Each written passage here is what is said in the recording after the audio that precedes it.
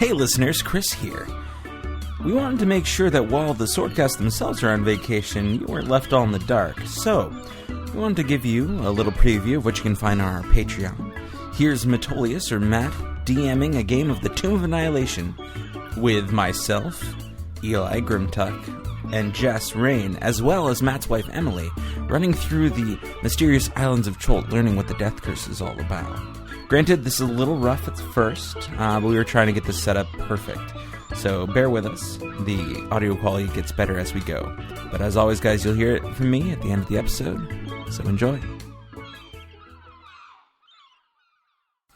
Alabaster, you are dreaming. Something that has not always been a welcome occurrence in your lifetime. In this dream, you see a bearded humanoid face with horns floating in a black void as thunder echoes in the distance.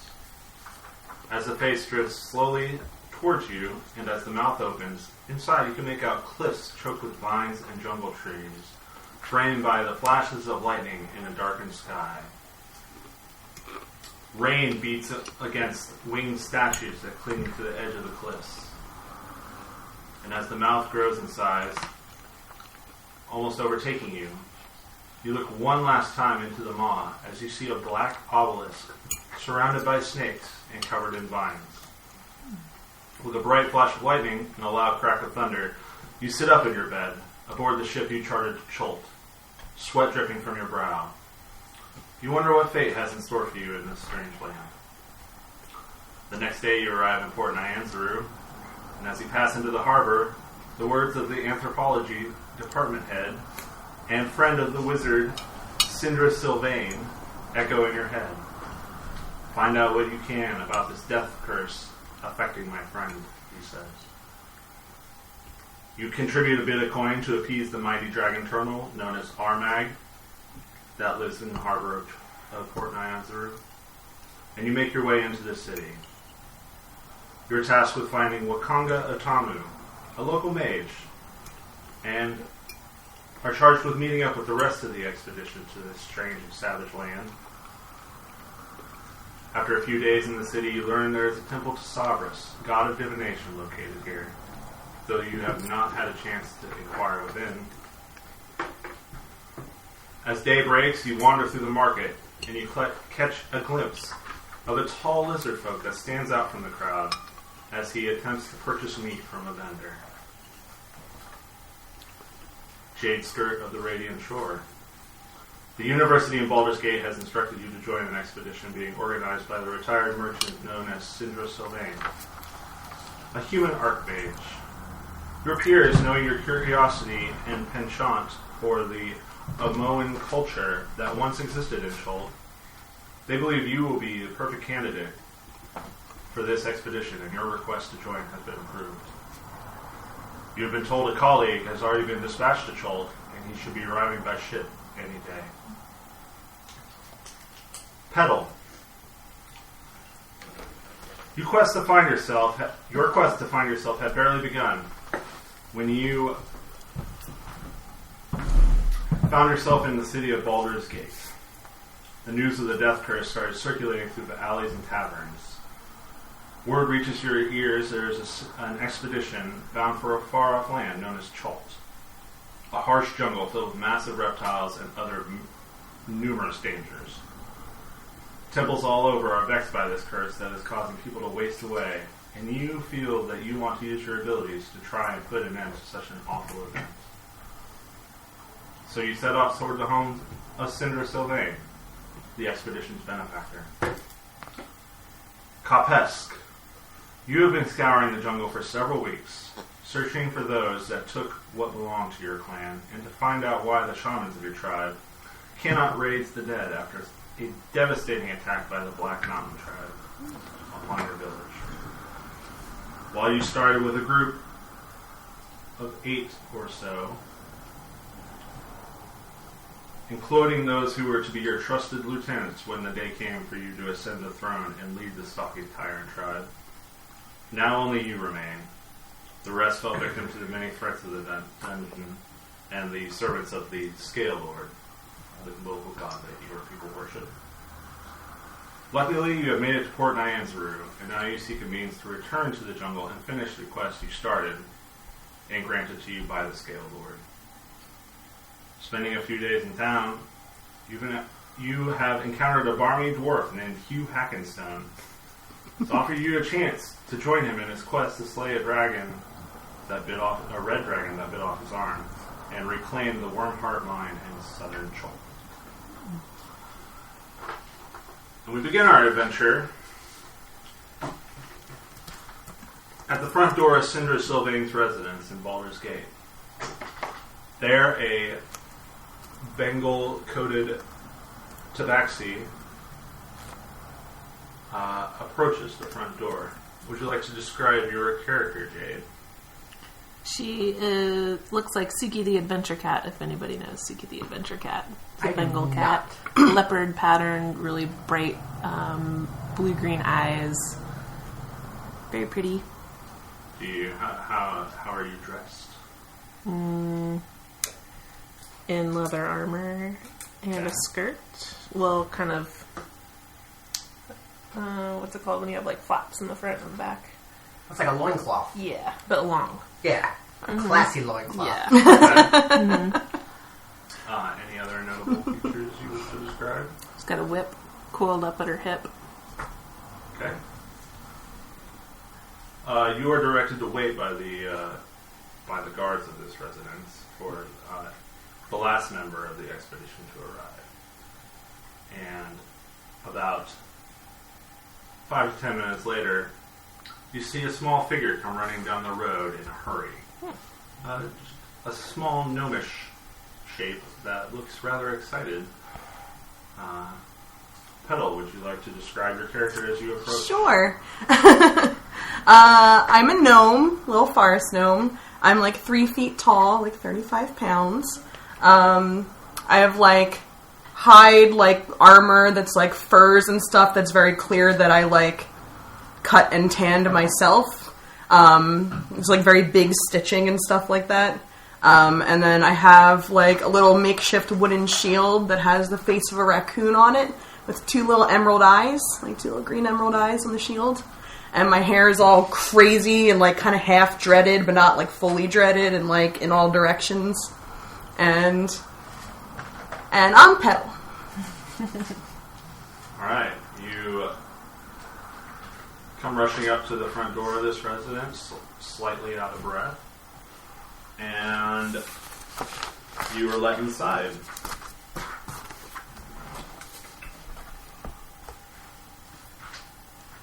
Lost the page here. Okay.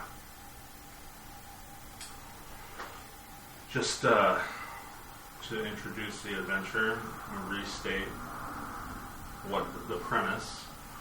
For the past several days, the talk of the streets and taverns has been all about this so-called death curse, a wasting disease afflicting everyone who's ever been raised from the dead. Victims grow thinner and weaker each day, slowly but steadily sliding toward death they once denied. When they finally succumb, they cannot be raised again, and neither can anyone else, regardless of whether they've ever received that miracle in the past. Temples and scholars of divine magic are at a loss to explain a curse that has infected the entire region, and possibly the world.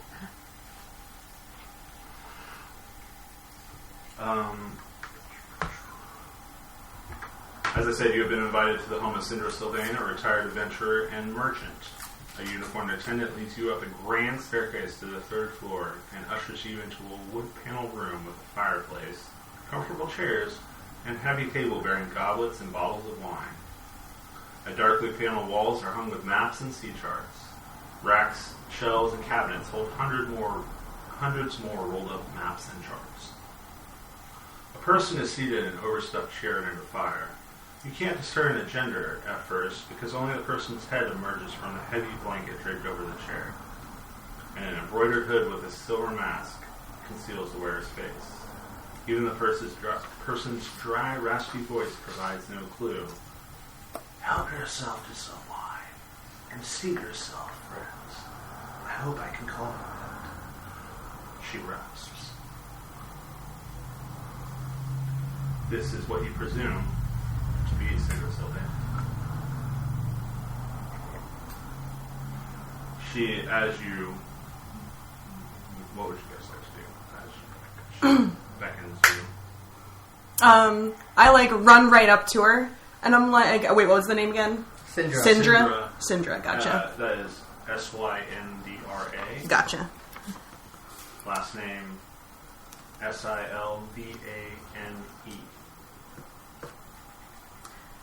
So yeah, I'll just like run right up to her, and be like, "Are you Syndra?"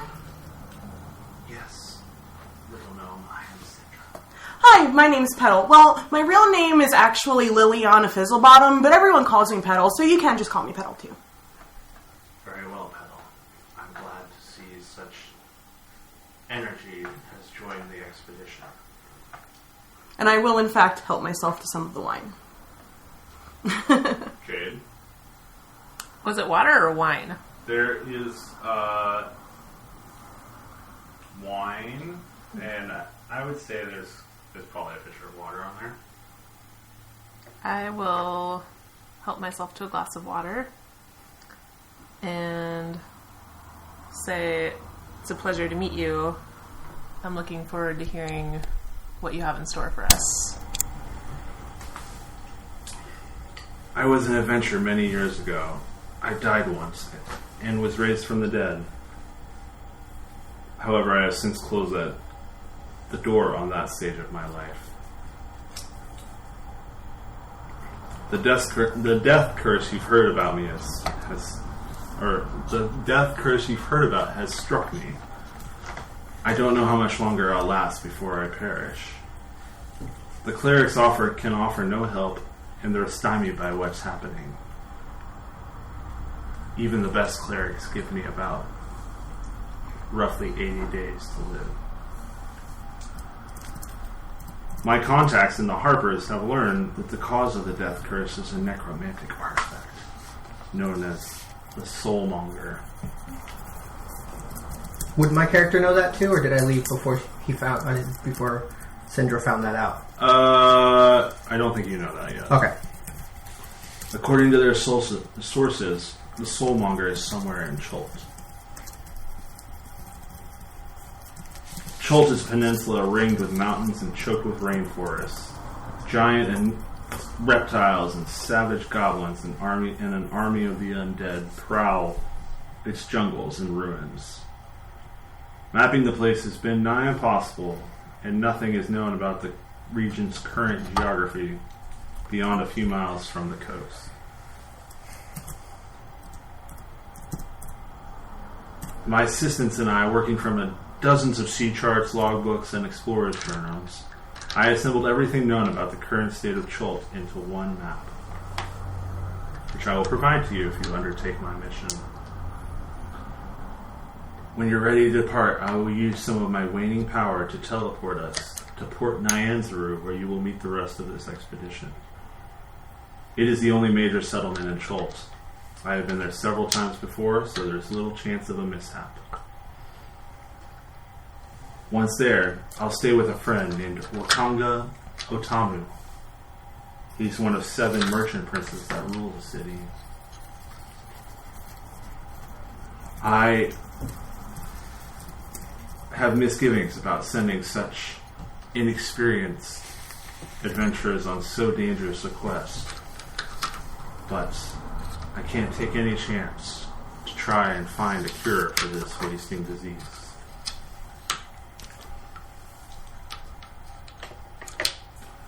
Do you accept? I'm up for the challenge. Absolutely. Very well. And she rings a little bell, and a uniformed attendant appears and enters the room, and this attendant has a tray with two sacks on it. Actually, there are 4 sacks on the tray. Attendant hands 2 sacks to Syndra, and Syndra beckons him to hand the other 2 sacks to you, says, "Here is 50 gold for each of you." As a... That's super helpful.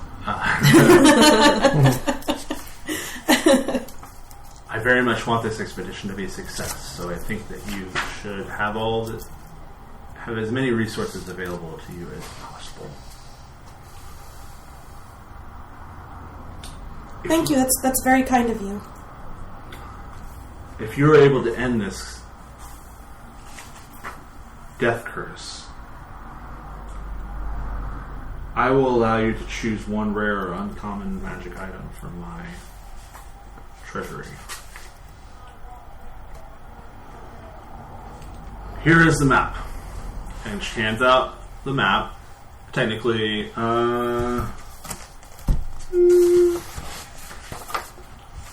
is just one copy, I'd say. But I made multiple copies. So you Fair enough. Save time. Do you have any questions before we depart? No, I don't think so. Very well. She stands up where, like, shakily casts off the blanket. She's wearing a wizard's robes and still has the hood pulled up over her head with the silver mask. She says, very well. Come stand next to me. And she begins to weave the arcane incantations to cast the spell. Teleport. Alright. In a bright flash of blue light, the world goes dark for a moment. And on that, we're going to pick up in the middle of the... let me see if I recall.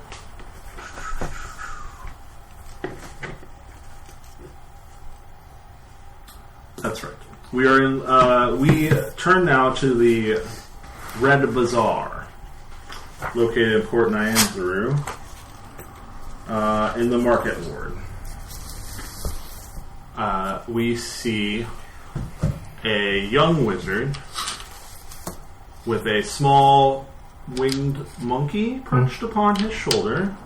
Well, he would actually be walking beside me because he is technically a small-sized creature. I mean, he's about the size of a halfling. Okay. So, yeah. He's, I looked up their sizes, and he would be more would just be hanging out next to me. Okay. Mm-hmm. Okay.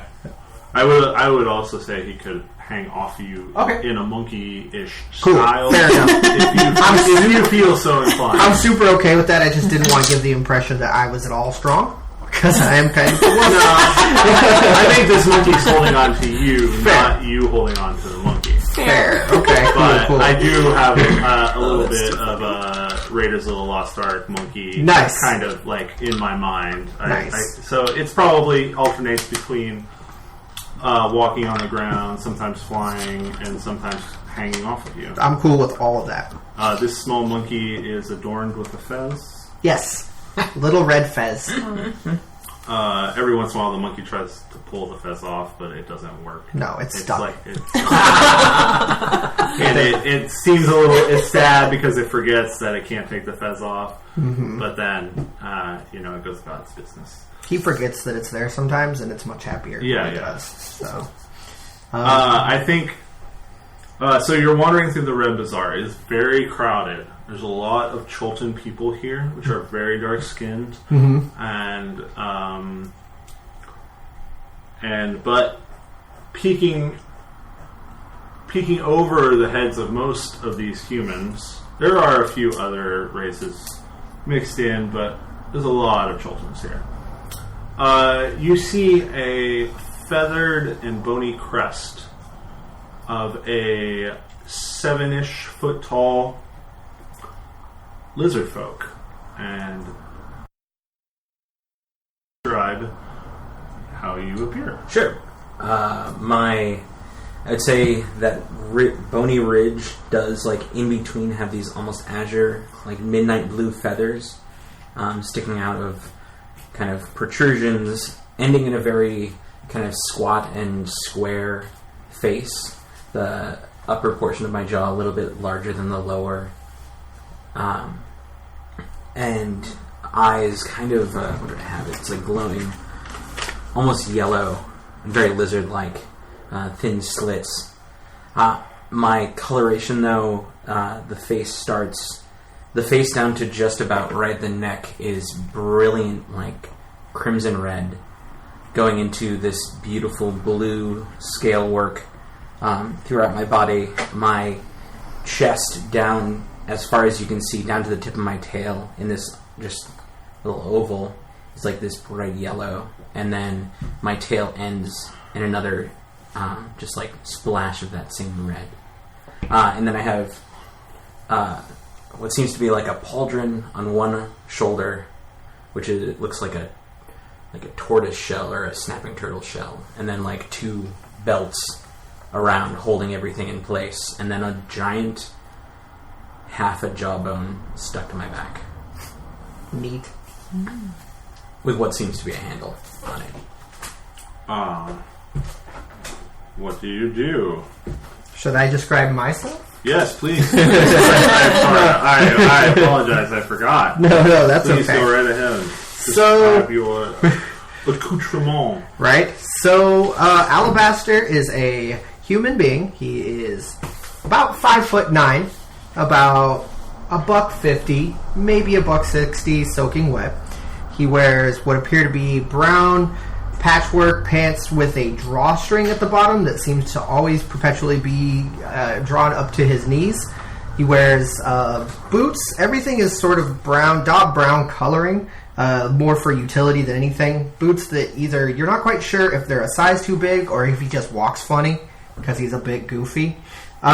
He wears over his shoulder a leather pouch or a leather bag, and around his neck he has with a leather string, 4 teeth sewn into a string that ends in a large pouch that hangs about the middle of his chest.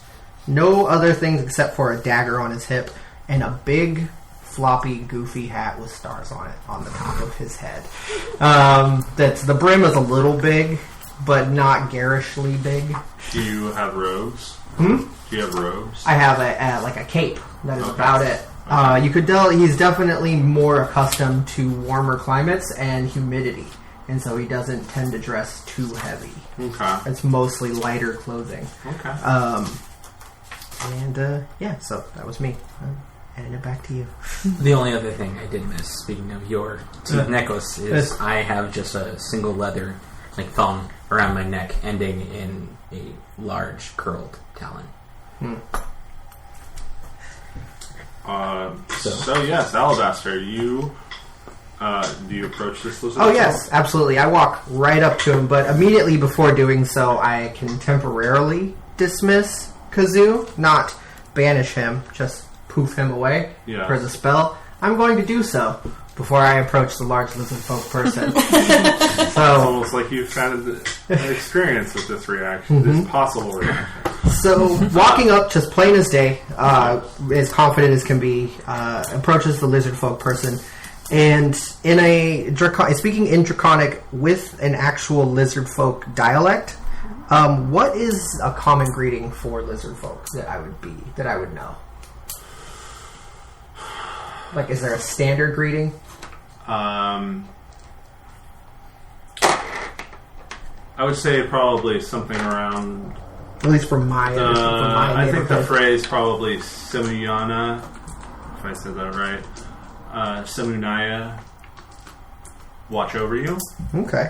Which you know is the god, is a god that lizard folk worship. Good lizard folk do. Pretty widely. Mm-hmm. So I will approach him and say, just plain as day, Semunyaya, watch over you. Well, as you approach, you seem to notice that there is a bit of discussion between this lizard folk and the vendor.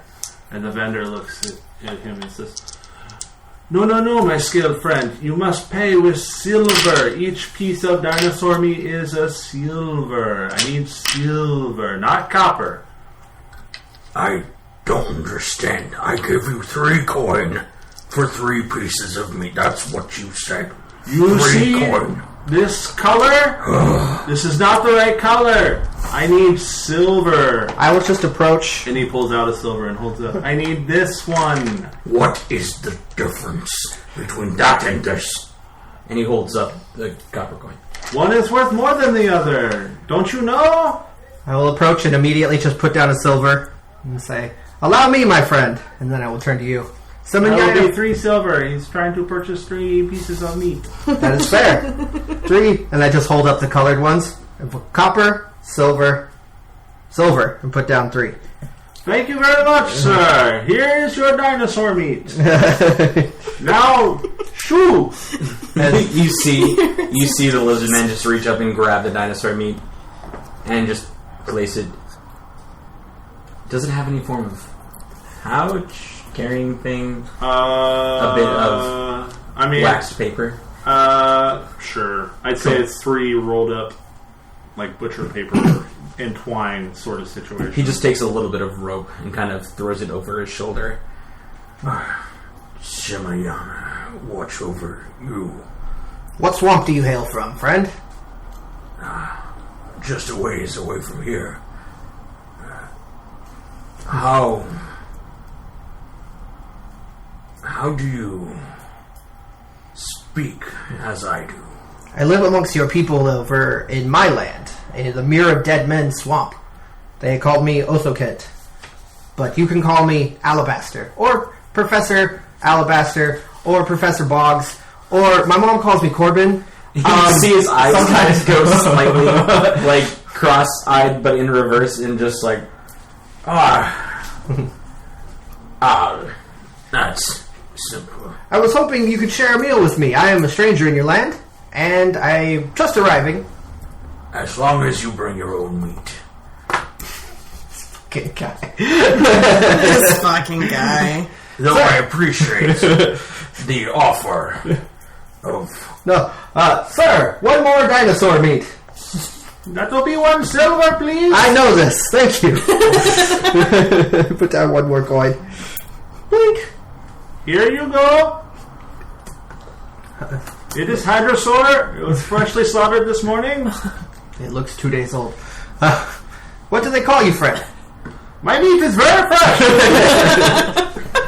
I will not have you slander my meat. Yes. 1 silver it is not worth. In my tongue, it is Kapask. In these soft skin, you could call me Storm. Kapest will do. Hello, Kapest. Again, in your tongue, Othokent. In mine, Alabaster. Othokent. Okay. I think that works. It's draconic for smart. You are.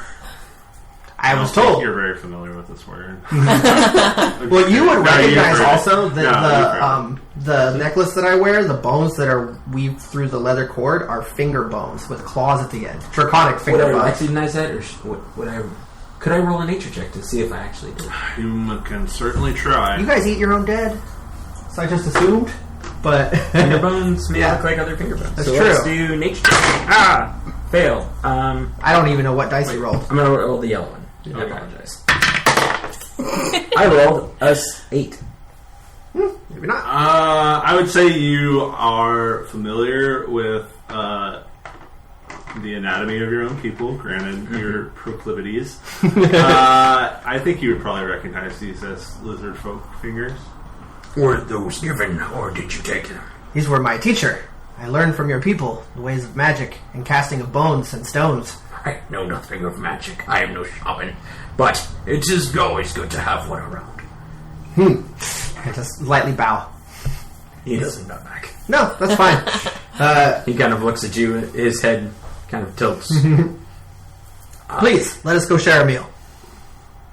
I won't share, but I will sit. Very nice. I like where this is going. And Kapesk follows. Alright, so you guys move north. If you can see on the map that 18 is about where is the Red Bazaar. The name I gave him. On the Yeah. Yeah. 18 is the Red Bazaar. You move north, where towards the gate that leads to the area called Millar's Throat, which is at approximately 24. Gotcha. Got it. Cool. You find a quiet place, and you sit, and you both begin consuming raw dinosaur meat. Well, I would cook mine to not get sick. Oh. Actually, no, never mind. I probably wouldn't. I've eaten raw stuff before. On the way there, I would just describe to Give them. give me a investigation check. Yeah, let's do Meat. that. For sure. Natural 20. Well, this meat seems fresh enough that you don't think you'll be sickened by it. Nice. I've eaten all kinds of weird shit. You've So- eaten worse. Yeah, I've eaten lizard folk. So, this is after we sit down. Yeah. As you start to like pull it out and just get ready to chomp into it, Quest kind of looks at you and goes, You don't have teeth for that. Wink at him. Watch me. And as I try to act tough but worry my way through this meat to where basically Alabaster's going to do it, but it's just going to take really long. you see me down the first steak in like 4 bites. Carving mine out with a dagger. You see as Capes lays into this meat that his jaw extends quite a bit further than you would expect. You can see it has a large, vicious bite that you are familiar with all lizard folk being capable of having. Yep. So, good people and all that. You notice various claw-like trinkets that adorn his body, a few serpent skin adornments around his, where he would be wearing bracers. And calves. Yes. Apologies, I forgot about those 2 things. And some other turtle shell sort of pieces crafted from said animal. Bits. So you guys are sitting there eating. I will bamf Kazoo back and be like, Right in front of us? yes. Not like 5 feet away, like 10 feet away, so he can be like, this is Kazoo. Kazoo is my assistant. And then I'll throw Kazoo a little bit of dinosaur meat. Kazoo scampers over and picks it up and chitters and rapidly consumes it. Kazoo is not food. He kind of looks at it for a second. I could eat it. But Kazoo is not food. We shall see. You have definitely partaken of flying monkey before. They are native to this land. Oh, yeah. So No. it's something that That's fine. something that you would know. Alabaster's Capes would know. Yeah, Alabaster's used to these boundaries. Where I normally... would say I'm not sure that you know that flying monkeys are here, or you. Oh. I don't think you've ever seen another flying monkey. Oh, okay, cool. No, I mean, he's just used to lizard folk trying to eat his flying monkey. Oh, that yes, very much. So, Found that. yeah, so it's fine. That's why- Where did he come from? As I said, I learned from the shaman of your people many, many things. And I also came with some of my own knowledge, which is why your people called me Othokent, because I can do things such as this. And then, boom, disappears again. And then, boom, comes back, still eating dinosaur meat. Where did he go? I sent him away. Where did he go? I was not ready for that question. He is somewhere that cannot be seen or heard from here. It would take very long to travel to. Well, we could get there. Yes, Will there be more monkeys? not as many as here. There are more monkeys here. Seems not worth it. And as you guys enjoy this meal together, we will bounce back to the ladies. In a flash of light, you appear in a tropical city under the blazing sun. The familiar sounds of a harbor, creaking ropes, slapping waves, heavy barrels rolling across cobblestones, mingle with voices shouting and cursing in unfamiliar language filled with clicks, inhalations, and sing-songy words that make it sound almost musical. The aroma of unfamiliar spices and tropical fruit mixes with dwarf-sized smells of fish, tar, and canvas. Beyond all that, Port Nyanzru is an explosion of color. Buildings are painted in bright shades of green, blue, orange, and salmon pink. or their walls are adorned with murals portraying giant reptiles and mythical heroes. Every building sports baskets and clay urns of colorful flowers or is draped in leafy flowering vines. Minstrels, many of them tabaxi, in bright clothing adorned with feathers and shells, perform on the streets. Multicolored pennants and sun awnings flutter atop the city walls. A crowd of children dressed in feathered hats and capes races past you, squealing in delighted terror as a street performer in costume as a big toothed lizard stomps and roars behind them. Rude. The whole appropriation. The whole city seems to be bustling, sweating, laughing, swearing, and singing. I'm appropriation. Syndra says, Port Nyanzaru. If you need lodging, I suggest you look into the Thundering Lizard if you're in for a raucous time, or Kaya's House of Repose if you want a solid night's sleep. Both of these inns are located near the Red Bazaar, Area 18 on the map. But I need to speak with my dear, dear friend Wakanga. And if you follow me, I'm sure there's more information to be had. I intend to stay there for the remainder of this expedition. I would like to meet Wakanga. Me too. Very well then. Let us be on our way. As you walk down past the harbor, you notice that it is very hot and humid. Looking out beyond the city walls, you can see off in the distance towering thunderhead clouds. You get the impression that it rains here quite often. There's so many sounds and smells you've never experienced before. You see all these. As you turn the corner on the street, you see a cart driven by a large lizard-like creature with a bony frill and 3 horns. Rumbles down past you. And Syndra patiently waits for this creature to pass and takes a step over a large dropping it leaves behind. As it's passing, I gasp really loud, and I'm not following it exactly, but I'm clearly staring at it the entire time it's passing, and looking like I want to go check it out, but I'm not going to. Make a dex saving throw. Yeah.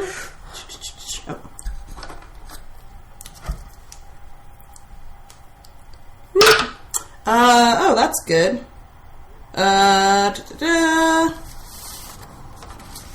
So that'll be a 19. You narrowly avoid stepping thigh deep in this lizard's dropping. Syndra looks down and says, "Be careful, little one. There are much worse fates in this land." Okay, I'll try. But do you see how big that poop is? It's very That's large. crazy. I know. That's the biggest poop I've ever seen. What manner of beast was that? It's called a triceratops. It is a dinosaur.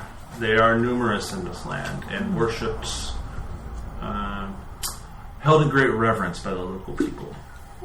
They are considered the children of the god of this land. Fascinating. As you move on,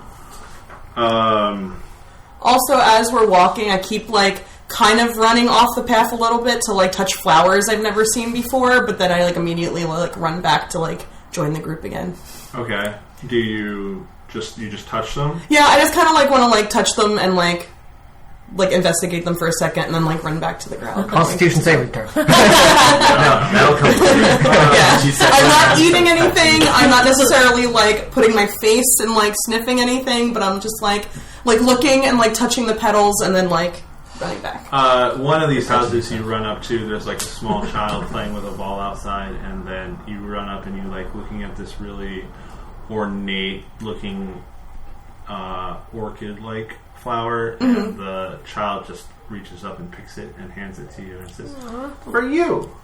Thank you so much.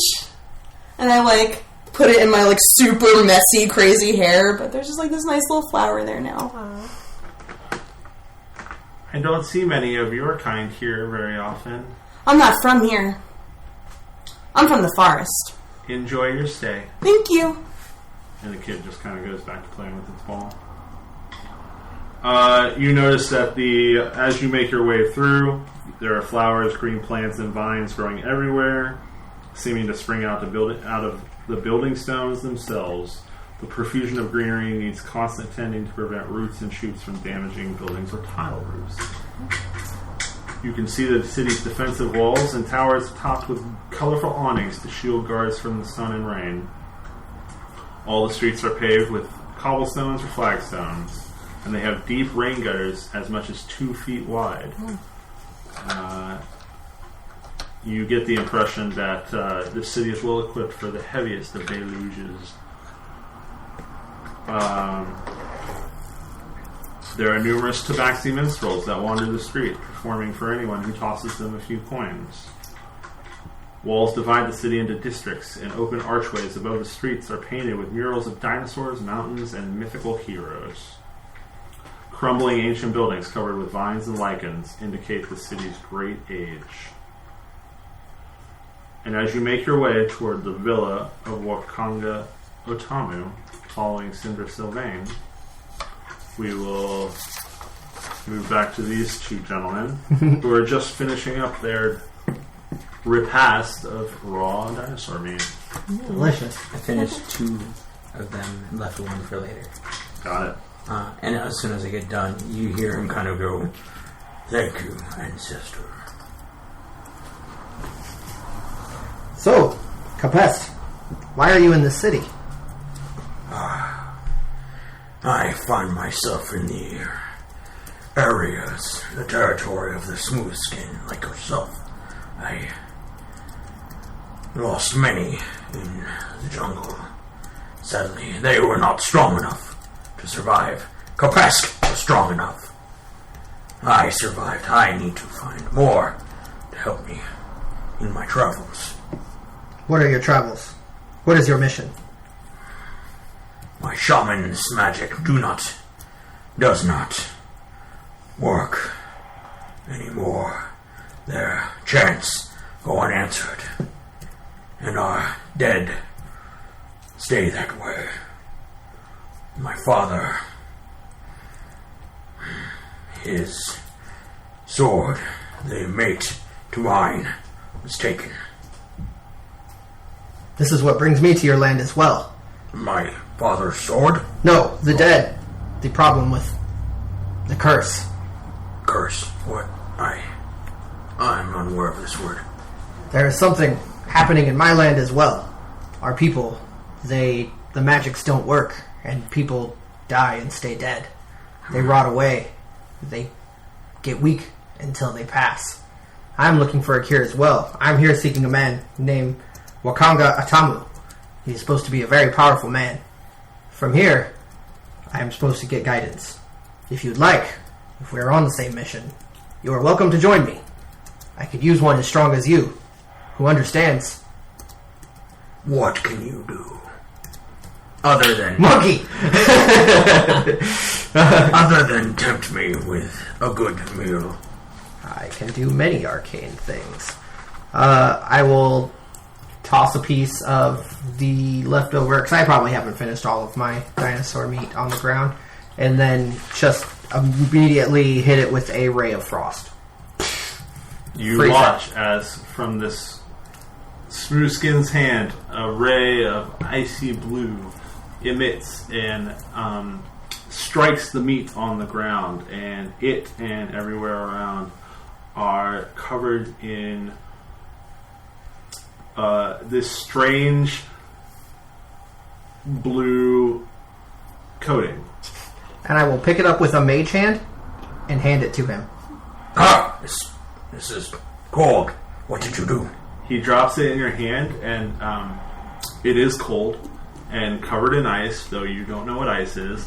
And after you hold it for a few moments, the water begins to bead and collect in your Before hand. it totally thaws, can I try to bite it? You totally can. You bite it and you crunch through a layer of frost, and the meat is cold, but not unchewable. It's not frozen per se. I have talents as well. We shall see. You're very confused because you don't really know what cold is, I would guess. I would say I don't know. I probably don't know what ice is, maybe. Yeah, I mean, nights can be cold. Water can be cold. water can be cold. I guess the best... Deep water? I guess the best, most relevant experience you've had is probably swimming out into the ocean. Okay. This is... The further you get, the cooler it gets. This is very... what is the word for it? Cold. I will give him the word for cold in Draconic. It is very cold. You've probably seen snow on the top of But never Sky Lizard experienced Mountains. it? I don't think you've been up there. I haven't been... No, so it's But you've seen snow on the top of the Sky Lizard Mountains. Okay, I will follow you, but be warned. If I do not find you useful, I will find someone else to help me in my quest. That is fair. All things need use, I or will else eat they are you. useless. We shall see, friend. Come, Capest. And we are going to try to find... I imagine I got some type of directions for Wakonga's place. I think that you've been here a couple of days. So Okay. I think you probably found out that Wakonga's villa is located in the northern part of the city, in the area around number 5 on the map. How many days would you say I've been in town? I would say you've probably been in town about a week or almost a week. Cool. So I know I've been walking around. Yeah, you've interacted with a couple individuals. It's how you met Hugh Hackenstone. He approached you, noticing your strength, and But I'm still effectively with him, correct? with Hugh. Yeah. Well, I don't know. I don't think you've actually. I think it's just something that He's brought it up. he brought it up, and he was like, "Think about it, boy. Think about it." And then So it's just like something that you notice this dwarf is scarred. He looks like it's like a rake of claw mark on his head. He's missing an arm, and he is sort of crazy for a smooth skin. Probably the craziest smooth skin you've met. Very irrational, and loves to drown himself in the alcoholic beverages that smooth skin like. As we're walking, I tell Otigant, I have been talking to another, like you, stouter, smaller, and wider, but if your strength offers more to me, I will go to this person that you speak of. Yes, I say hear them out. You have nothing to lose, and everything to gain. I easily could lose my life if I am not careful, as all of us. True. I think just kind of keep things curt. Remember snapping back into communicating with lizard folk since it's been a while. Remembers that it's just easier and it just use short answers. Yeah, it So, is. They are. Albus, it took him a second. He slipped back into They are strange people and Well. are best communicated in short, easy to understand concepts. less metaphor. Yep. More direct. Life. It's been a while Yeah. since Alabaster has been in the swamp. Yeah, not foods. Foods. Yes, Not no. It's very direct. And sometimes one day something is not food, and the next day it is be food. It is food. You head north. Yeah, they call those relatives.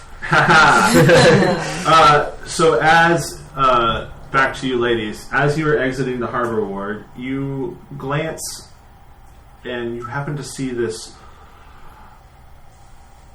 humanoid, and it looks like a dragonborn, if you've ever seen a dragonborn before, but this one is much more draconic in appearance. He has golden scales and tendrils that sort of come down off of its chin in a sort of facial hair-esque like configuration. He wears robes of white and yellow, and he has a tabard of gold, and he seems to be directing people around the harbor.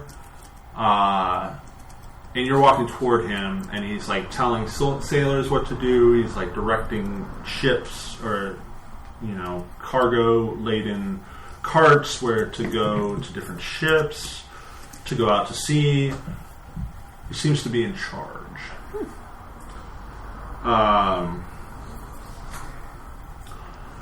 And you pass him on your way north out of the harbor ward, and you pass a boxy stone temple.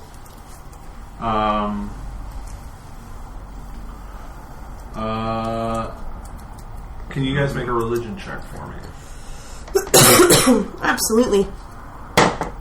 13. Let's see. Religion. That'll be a 14. You both recognize this as a temple to Gond. He is a god of crafting and artisans, smithing, crafting. You see many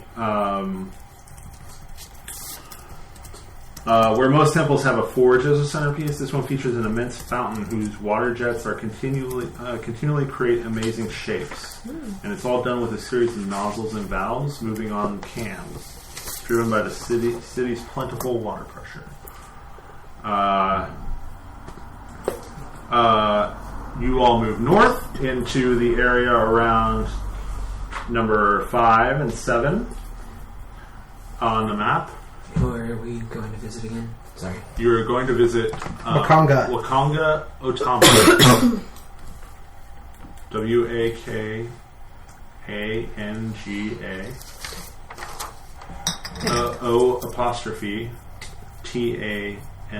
Perfect. Thank you. Sorry. I would say that the ladies, as you wander up, as you go up, and as this walled-off section, you notice the houses are very beautiful. There's a lot of money here, and there's a lot of guards stand outside every one of these villas. And Syndra explains this is where the merchant princes that rule Nyanzaru live. And as you make your way to a certain villa where Wakanga lives, you pass a large building that also appears to be a temple of some sort, and it's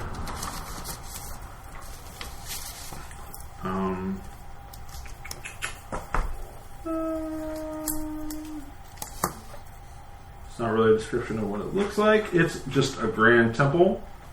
And I would say I'll apply your previous religion check to this and say that this is a temple to Savras.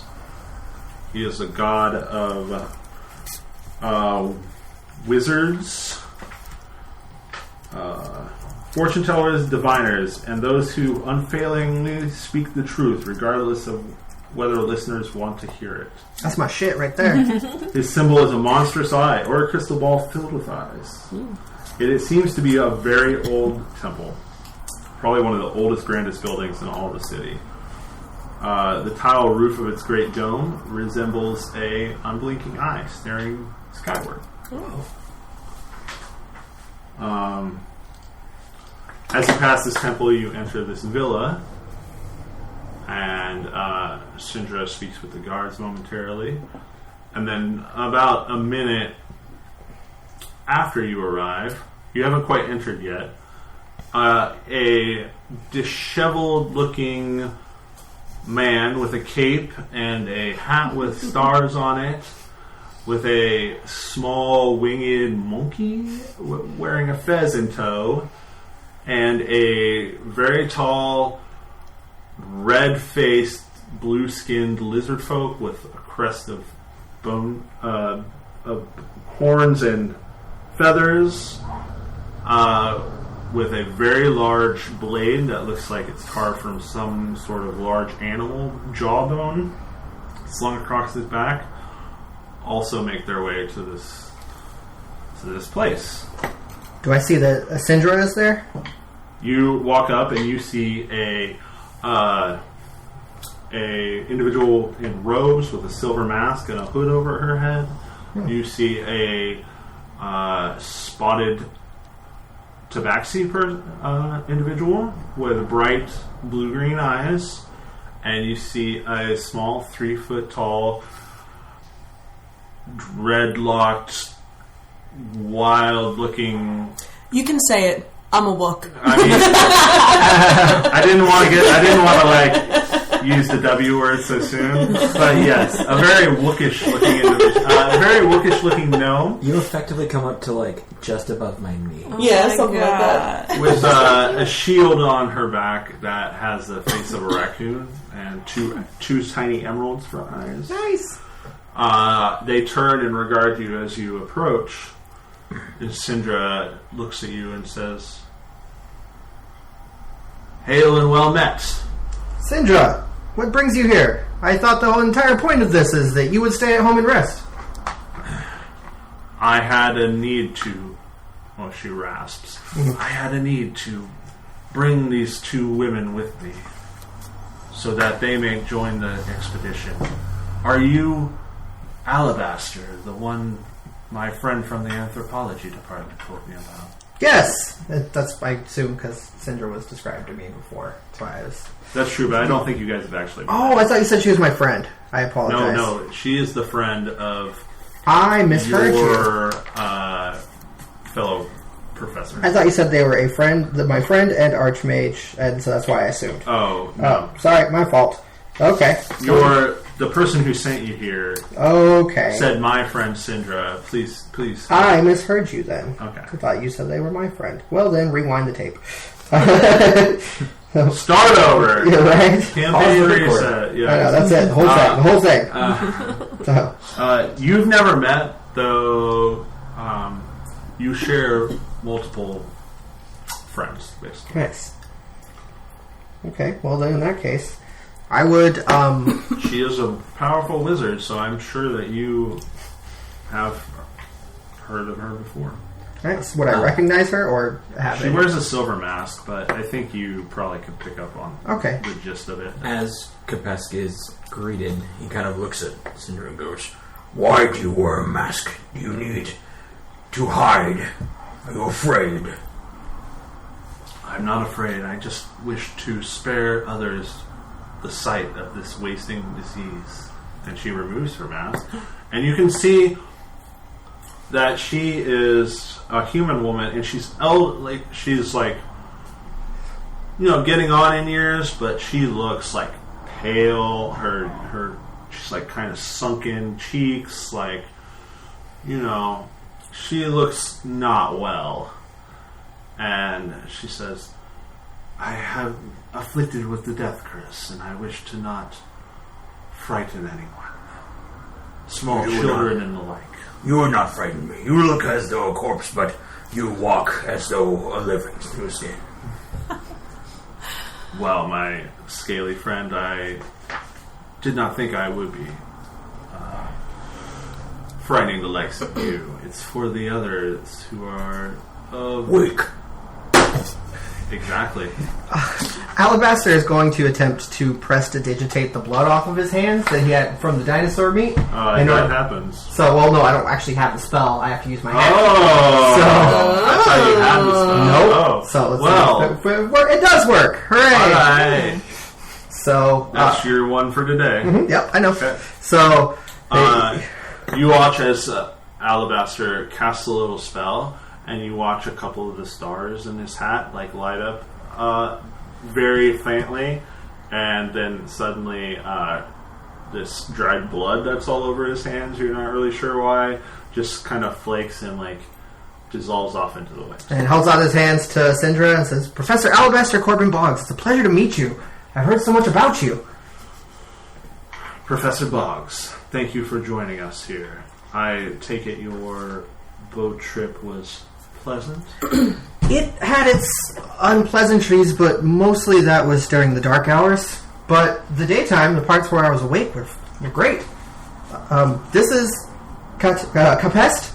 We just met, but he seems to be on a similar mission to ours. Is very hardy, can eat a lot of dinosaur meat, and yeah, so I'm glad that you're here. We were just now trying to find Wakanga. Well, You wasted the blood. Where did it go? I will show you later. Okay.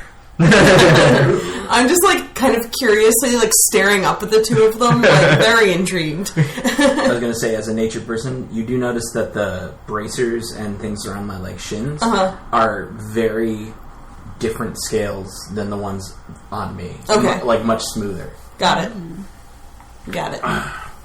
and as you are having this conversation, the door opens and a very well-dressed, dark-skinned Cholton man opens the door. While that's happening, I'm going to be like, Hi, I'm Professor Alabaster Corbin Boggs. And I'm holding out my hands to like shake people's hands. I come from the university. So he looks Hi, Alabaster Corbin Boggs. Cool. You can call me Professor Boggs or Corbin. Invisible, invisible. Yeah, he has like an oiled beard, But a everyone calls me turban. Petal, so you can call me Petal too. He has got blue and black robes with like this sort of yellowish headdress. His beard is in 3 points with little like gold ringlets, and it looks very well oiled and very well kept. And he says, "Welcome, my friend Syndra. It's been so long. Please, please, you must be very hot. Come inside, come inside." And he beckons you in. And as you enter, you see Wakanga's villa is lit with torches, but they're not really torches. They're like globes of light. It's not fire. And they sort of slowly change hue as you watch. They cycle through a couple different colors. It's very calming. A soft music kind of echoes through the hallway. This is just delightful. You see many swords and fanciful rugs that are mounted upon the walls, and you walk over these fancy rugs. There are some hanging, many tapestries, and he beckons you into his like a shaded porch, and there's like papassans around and other different kind of very plush chairs, and he says, "Welcome, my friends, welcome, come sit, Syndra." And he pulls up like an especially plush chair for her, and he's like, my friend, please sit. I know you are afflicted with this terrible curse I've been hearing about. And are these the ones you hired to go into the jungle? Yes, Wakanga, I hired them. But hopefully you have some more information for them, maybe. And he says, I will give them what information I can. And he kind of directs you all to sit.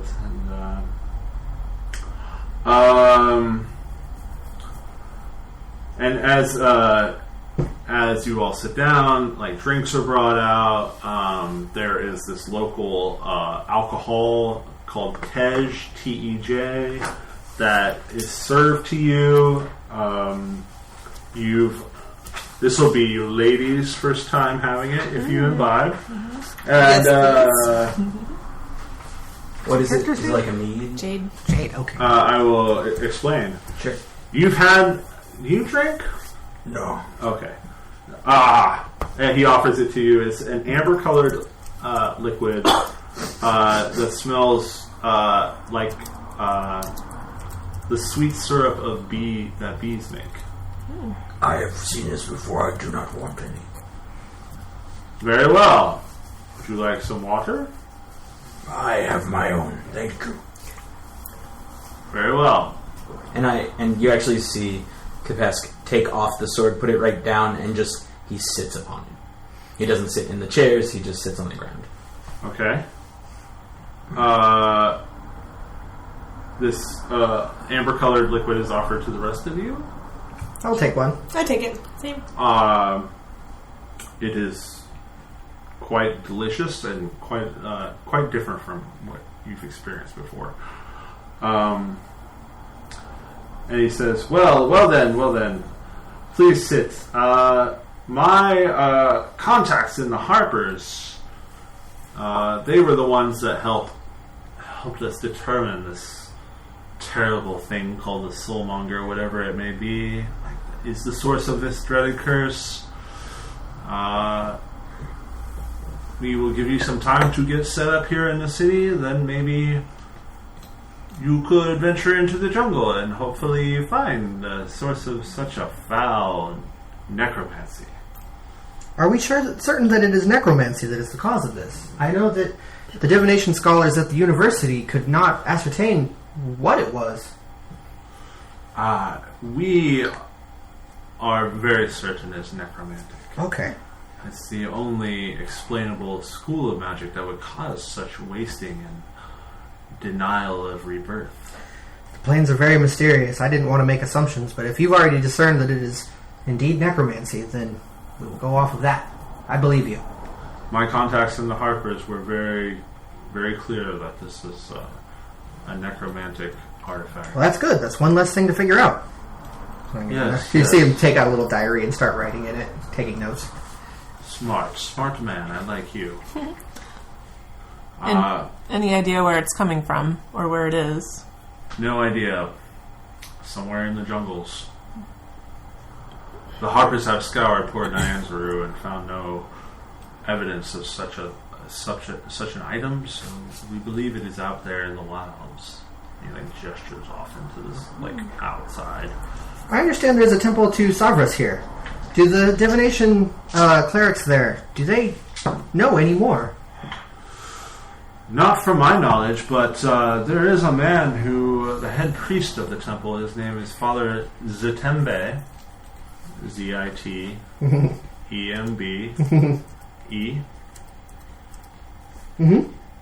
Perhaps if you went and spoke with him, he could possibly divine some more information for you. Yes, I'm very much interested in the school of divination myself, and so even if I weren't here for obvious purpose, I would have to stop by. I see. And you said you work for the university in Baldur's Gate? Yes, I'm sent here as not in an official capacity as a arcane user. I'm actually an anthropologist. I study cultures, but I believe I was picked for this not only for my minor in arcane studies, but my familiarity with the jungles of my land. I ventured into the Mirror of Dead Men. I'm not sure if you've heard of it, but it has a very storied past. There was once an issue there with a black dragon that was actually two black dragons. They were twins. It was pretty... Yes, I'm from the university. That is correct. At this point, you can hear behind you just the sound of ripping meat and just talking about At first, there's a crumpling of paper as he takes out the steak that was wrapped up before. Well, my friends, I will do what I can to help you. I think there's supposed to be somebody else from the university meeting us too.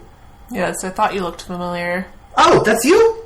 I'm embarrassed. He wipes off his hands even though he already prestidigitated them just because he's used to doing it, and he extends his hand. Hi, I'm Professor Boggs. A pleasure. And this is Kazoo. And Kazoo. Little monkey. Jade raises her eyebrow at him. It's my assistant. It's a funny... never mind. You're the professor of archaeology. That's correct. Oh, that's great. It's always nice to have another thinker on this mission, this quest thing. Why is everybody looking at that?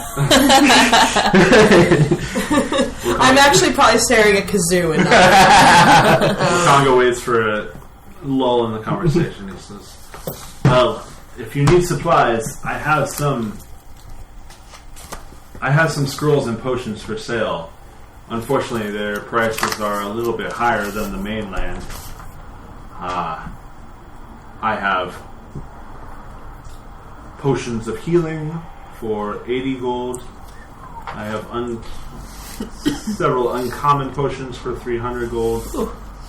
Spell scrolls for a first of a rudimentary level for 100 gold.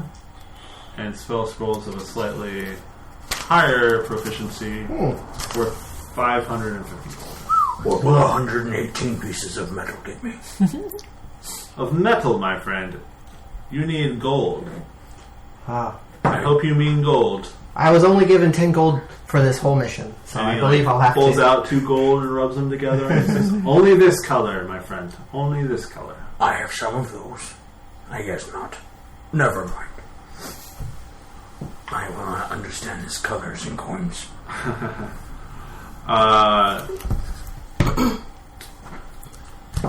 And while you're out there in the jungle, I happen to have, and he walks over to this bookcase and he pulls this book. It's like somewhat tattered looking journal. It's not in the worst condition, but it's seen better days at the same time. And he says, "This journal contains details about a wizard's journey through the Chalks. It was brought out of the jungle about 15 years ago.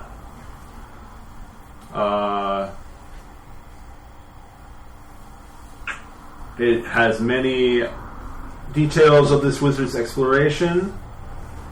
And the author makes mention of his only traveling companion, a construct known as a shield guardian.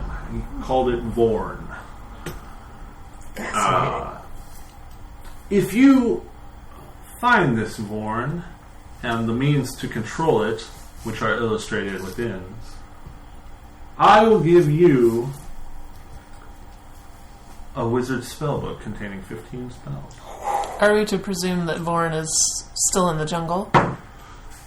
Yes, a shield guardian is a magical construct that is commanded by an amulet or some other device. That would be very useful. Either the book or the shield guardian. The magic is very long lasting, and so I think if you find the amulet and you find Vorn, and through these readings I have determined where Vorn is located. If you find the control amulet and bring them both back to me, this spellbook with 15 spells will be yours. And he looks pretty much directly at you. Eyes huge. And already in my glasses, they're magnified. So they are much Do the bigger. anime shade thing. Yeah. Where you can't see your eyes. Yeah, You just put down fog glasses. right over the one drop of sweat. Yes, I would. Nose begins to bleed. He feels the mage hand just slightly tugging at the book, being like, no, not. I thought that was the directions. That's the. Yes, but I mean, do you plan to follow through on my request? Then? I mean, either before or after we find this whole curse business, I'm going there regardless. That's just too good to pass up. It seems like just a wellspring of knowledge, and I've never seen a shield guardian before, and that. And 15 spells. That's a lot for me. I don't know that many yet, but I'm. But I'm gonna do me some book learning. Yeah, I definitely. Okay. I mean, but I mean, I can't speak for everybody else. I would eventually want to do He that. hands you the book. I want to go there. I want to go through there. And God, snap transitions. Just the worst. Okay. He marks on the map.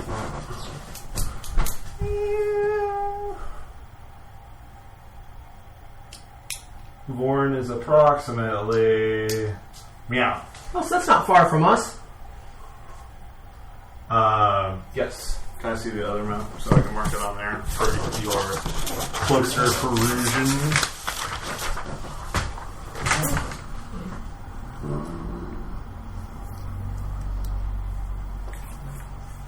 you.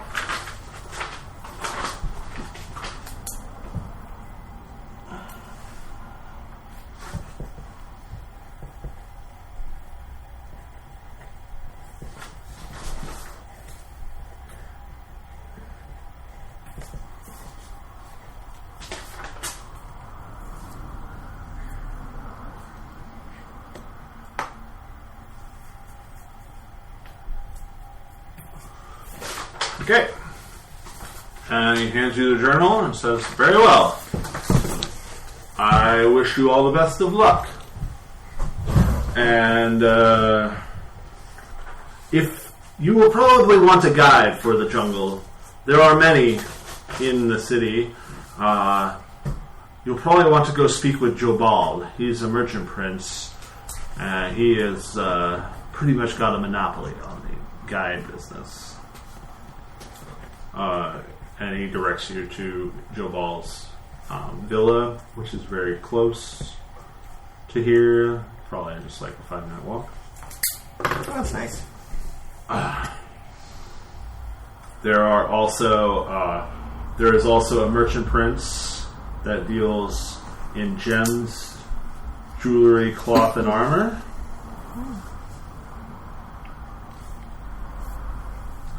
There's one that deals in fruit wine ale, tej, oils, perfumes, and insect repellent, which is something you will definitely want to purchase before you go into the jungles. Yeah. There is also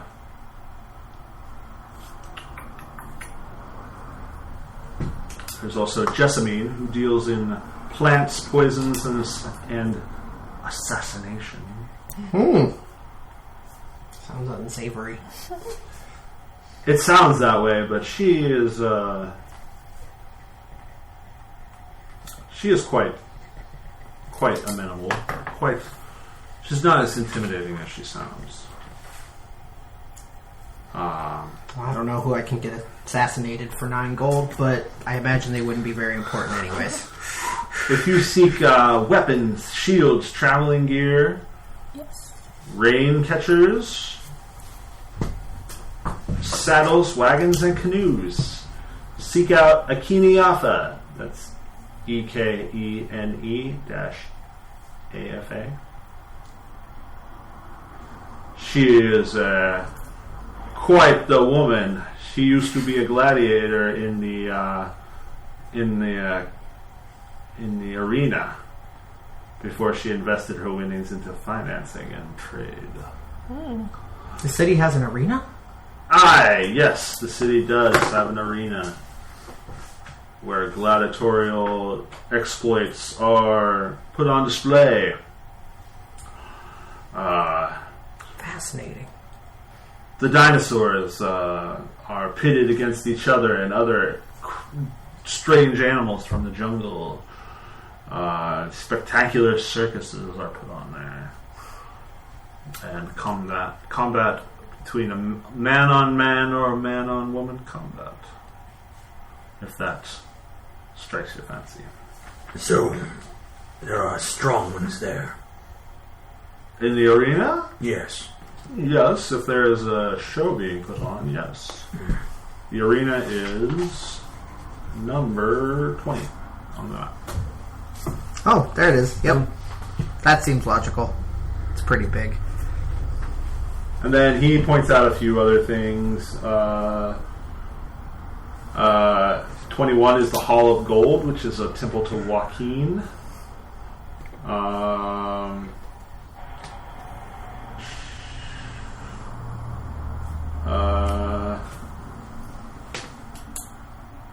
22 is the public bathhouse. 24 is the temple to Timora.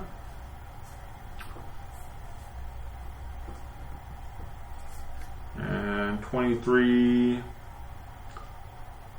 is the dye works. What was Timora? 24 is the temple to Timora. And there's a few other locations that don't seem super important at the moment. And she said, and Wakanga says, Well, that's about all I have to tell you about the city. I suppose you'll want to go out and gear up for the upcoming expedition. Indeed. Our generous benefactor has gifted Petal and I a generous amount of gold. Syndra says, yes, thank you for reminding me. And she produces 2 more pouches of gold. And hands one to each of you and says, there's 50 gold there, up front, for your services. And if you are able to bring an end to this dreaded curse, then I will bestow upon you a magical item to take on travels beyond this land, if that is what you choose to do. Corbin will open up the bag and to see that there are gold coins and say, the good ones. No good ones. He kind of finds a pouch. One of these coins, 10 pieces of dinosaur meat. Now you're speaking. And you see him just put it into one of the main pouches on that belt. Love it. Very well. If you do not wish to purchase anything from me, please go out, see the city. I'm sure Cinder's told you all about the various taverns that you can find a place to lay your head. Indeed. And unless you have any other questions or anything else to add, you guys are free to do whatever you want. Thank you very much, Wakanga. I appreciate it. You are very hospitable for the information, and I look forward to exploring this very amazing city of yours. And thank you, Syndra. Just remember what is at stake here. You have roughly 80 days before my compatriot here expires. Just nods to himself and looks around at everybody else. And with that, your time at Wakanga Otamu's villa is over. What would you like to do next? So, is it Professor Jade, or do you have a last name? I know that I've heard of you, the Tabaxi, the Tabaxi archaeologist, but I don't know if I know how to address you. Is it just Professor? You may just call me Jade. Professor Jade, got you. Okay. I would love to visit either their divination temple or, whatever you guys want to do. There's a lot to see. Sounds like we should get some bug repellents. Oh, yeah, that's... I, for one, could use a trip to the weapon merchant. Yeah, we should do that first. That's fine. The temple's not going anywhere. They're usually open late anyways. She sounded strong. She was a gladiator. Maybe she'll come with us. Though the Temple of Cyrus is in this district, and you wanted to... I would just be closer? It's just very close. I'll just point out that. Okay, yeah, and so is, I think, Joe Balls as well, but we don't need the guide right away. We have a pretty good look at things. Would you guys mind if we went to the temple first? I wanted to talk to the divination priests. They seem to be a good place to get information. Yeah, that's fine. I just want to see things. Wakanga also points across. There's like a bridge that goes over a lower section of the city to number 4, and he points there and he says, "Over there, this palace is known as Gold Throne, and it serves as a meeting place for us merchant prince and princesses, and it is the seat of the city's government. When this city was ruled by the kingdom of Amn, A-M-N, it is where the governor made his home. And since then, since we ousted them, it is where we hold court. Perhaps if you are looking for one of these other prince and princesses, then this might be a good place to start." Thank you. Okay, and with that, I'm going to clumsily gather up my things. And the merchant princes rarely meet with those who show up unannounced at their homes. Oh. Would you be able to provide us with an introduction if we did need to meet them? Or you could go to Gold Throne and meet with them. Oh. Oh, I see. Oh, I get you now. I thought it was... Yeah, okay. I think I'm getting the hang of this. Yes. I am somewhat less ostentatious than the rest of my fellow rulers. It'll pretty much take Corbin about 1 to 2 days to have this place pegged for normal customs. Okay. Kind of my ballyhoo. So, Your bailiwick. yep. So, probably not there yet. So as you exit, I would say you exit from the north side of so you're facing the back side of the Temple of Sabras, and there's 2 entrances, one on each, like north and one south. And yeah. As we're all leaving, Cabes kind of walks up to you two and goes, "Furry one and little thing, what is it that your people call you again?" You can call me Petal. You name yourself off of the leavings of flowers. Absolutely. Oh. Okay. What was your name again? Storm is closer to what you smoothskins would call me. Kopask in mine. Okay. You may call me Jade. I've heard this word, like the pretty stone, correct? Indeed. I will.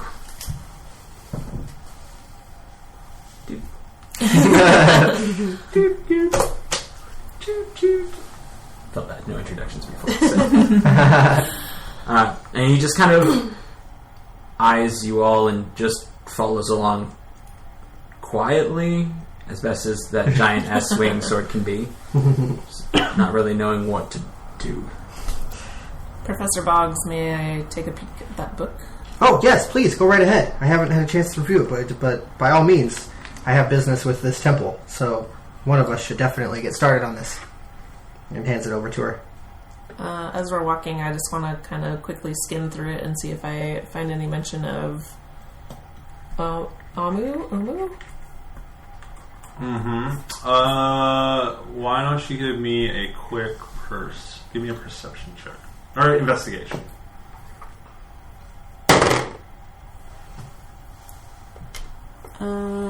Investigation 8. In your quick skimming, you don't see any reference to the Lost City of Amu. Nor do you see anything related to Mbala. But there is an illustration of the... you do stop at one page and you can see there is a illustration of the control amulet for the shield guardian known as Vorn. And it is a round disc. Instead of a clock, it just says Vorn. Oh, tight. It's a round object. It looks like it's made of some kind of metal, and you just see the word Vorn carved Oh, into it it. actually does. And yeah, it literally says the word Vorn on it. And there are some various other arcane looking rune inscriptions into it. But from the drawing, it looks like it's probably made of metal.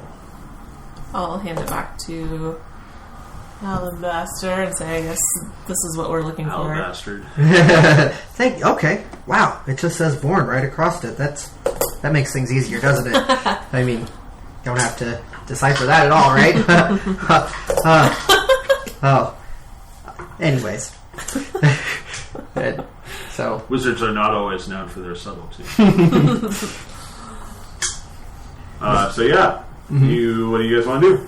I'm heading to the divination temple, the Temple of Sabras, since it's so close by. It's right across the way. Yeah, I'll follow. Yeah.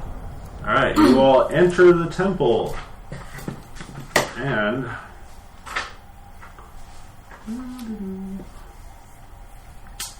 if you don't say at least at some point in this campaign it belongs in a museum, we're gonna have a problem. By the way, so I'm just putting that out there. I don't know right if now. Tabaxis actually believe that, though. Oh, I guess you'd just be an archaeologist to take shit.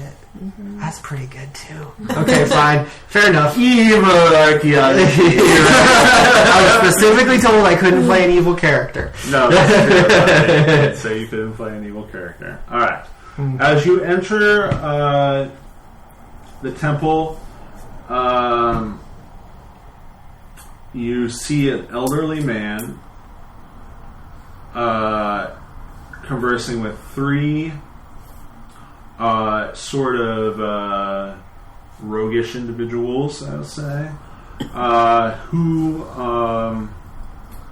are sort of having a hushed conversation, but it's not that hushed. Can you all roll perception checks for me? Hearing-based perception checks, if it matters. They're talking, or are they doing anything with their hands? The older man looks... The member of the clergy looks kind of agitated. So it's kind of like standoffish body language, I'd say. Alabaster gets a, for perception, 13. 21. Petal roll a 12. 15. What did you roll? 13. Okay. Kapesk and Jade. For Kapesk, you pick up on a few things. You hear offer of a 500 gold ruby, and these individuals seem to be looking for somebody, and they want this clergyman to cast a spell to try and discern this person's location. Does it look like he's like harried, I guess would be the correct term? I mean, he looks like he... Are they like getting at him? No, they don't. They're not like accosting him, but he looks like he's agitated, like he doesn't really want to be having this conversation anymore. Mm-hmm. Jade, you hear that these three ruffians, you pick up on they are members of the Zentarum, and that they are looking for someone named Artus Cimber, Artus, last name Cimber. You also pick up on their offer of paying with 500 gold rubies, though you do not see the gem. And you pick up on that they want the clergy to the clergyman to divine this person's location. Finally, the clergyman throws up his hands and says, "Begone! I will not have your evil intentions in my house of worship. This is a place for Savras, not your dark deeds." And he just shoos them off.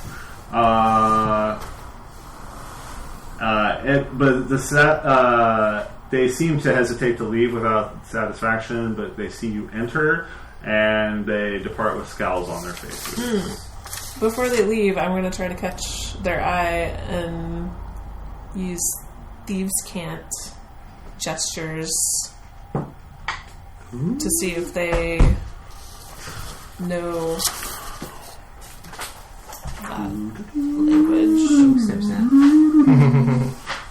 What are you trying to say in thieves' cant? Meet me out back. Sexy. Right?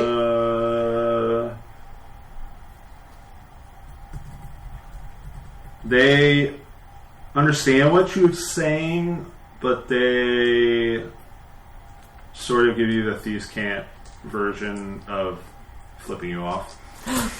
They're not really into it. They're not really into it. She flips them off back. Just like universal thieves' cant for fuck you. They're not. You know what their language? Does that mean anything? Not on Toral. Yeah, not on Toral. Oh, they bite their thumbs at you. Actually, I'll say Jade's that. eyes narrow and she growls at them. They leave with scowls on their faces. Did they slate you? In a manner. Shall we kill them? Perhaps, but maybe not yet. Let me know. Will do.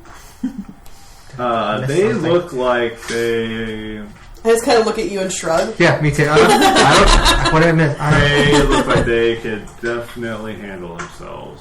They look experienced. So just throwing that out there. The man says, he just turns to you and says, "Welcome to the Temple of Saurus. Thank you for your timely entrance. I think you helped scare off those ruffians." Oh, thank you. No thanks are necessary. My name is Father Zatembe, and welcome to my temple. Hi, Father Zatembe. My name is Professor Boggs. This is Professor Jade. This is our friend Capest and Petal. We are here because I'm sure, as many people, we're seeking information on this ailment that has been afflicting the people of not only your land but ours. The wasting sickness that seems to be claiming many lives. And I guess it is an act of necromancy. And as an amateur diviner myself, I figured this temple to Saurus would be a great place to start. His eyes kind of go wide. He's like, "I find it hard to believe that this affliction originates here in this country, in this overgrown peninsula jungle. What makes you think this?" There was a word from, I believe, a network of information. I believe we were told there were harpers who are able to discern from the jungles that there's some type of necromancy in play. Ah, yes, I've heard of these harpers. They operate in the north. You know, in the cities, the large cities, I've heard. Waterdeep, Baldur's Gate. Yes, that is where we hail from, is Baldur's Gate, except for Capest here, who comes from the jungles. You actually, speaking of me, you feel a very thick finger poke you in the shoulder. Yes. Hold the thing. Yes. Do you mean the lack of magic, my mystics? Like your curse? Yes. Yes, the thing that makes people waste away and die. It is affecting our people as well. He kind of scowls and says, "Very well. What do you want from me?" Well, as this is a house of worship for Saurus, a god of divination, we were hoping that perhaps you could help us discern where we could start to look. We know that it is in the jungles, but we don't have any direction as yet. And I fear that... He stops and thinks for a second. Mm-hmm. Make a persuasion check for me. Oof. Woof. Any knowledge? 7. Dang it. Well, what is it? Any knowledge you might have would prove very useful for us.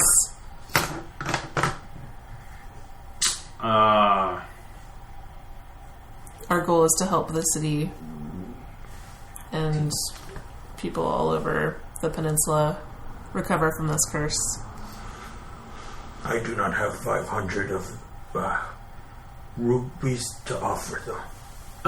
He kind of chuckles and says, "Oh no, my friend, that is do not worry. I will not require 500 gold worth of rupees." I'll say that you, Jade, have assisted Professor Boggs here, and so I'll give you advantage. Okay, let's try this again. You got this, buddy. Yeah. 12. It's a little better. That's it. I have a I'm 0. sorry. No modifier? No, it is Okay. a 0 persuasion. I am not the most charismatic person. I probably says, shouldn't have been talking. Probably shouldn't be talking. Perhaps if you made a donation of at least 25 gold to the temple, I could consult the guides, as it were. Do you need gold? I don't know. Do we want it?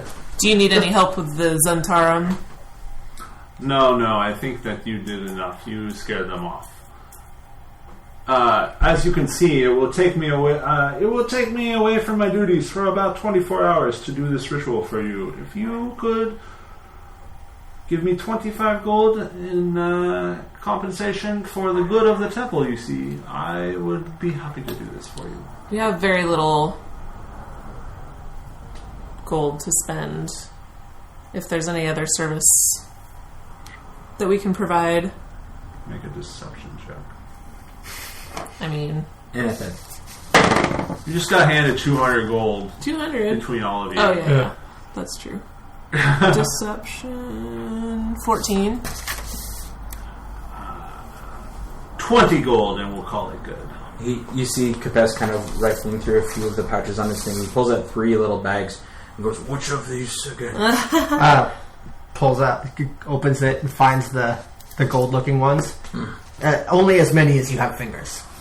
And then I pull out 5 coins. Is everyone good for 5? I think so. I don't need this. I Well, don't even know how to use it. we'll show you. It is important. You can buy weapons with it. You can have buy my sword. more weapons. Poisons. I can make one. And kind of like, you see him kind of off in a trail of thought, question mark? Yeah. It's like the barbed darts that your people use. I need nothing like that. Well- My sword is enough. Well, the poisons they use are very effective. Perhaps you might change your mind once we see them. Hold your coins. We will take 5. I will take 5. We will all put in 5. He collects the 20 gold between you. Petal, do you put 5 gold into the pot Sure. for divining fees? Absolutely. He says, "Very well. Return to me in 24 hours, and I will have an answer for you." Who is Tomorrow. Artis Simber? I do not know. If I were to divine upon it, I might be able to determine who this individual was, but I have not heard of an artist simpler. Wasn't that who the Zentarum were trying to get? I mean, like, he hasn't heard of artist Simber Oh, okay. before the Zentarum came Gotcha. and asked him to find artist Simber.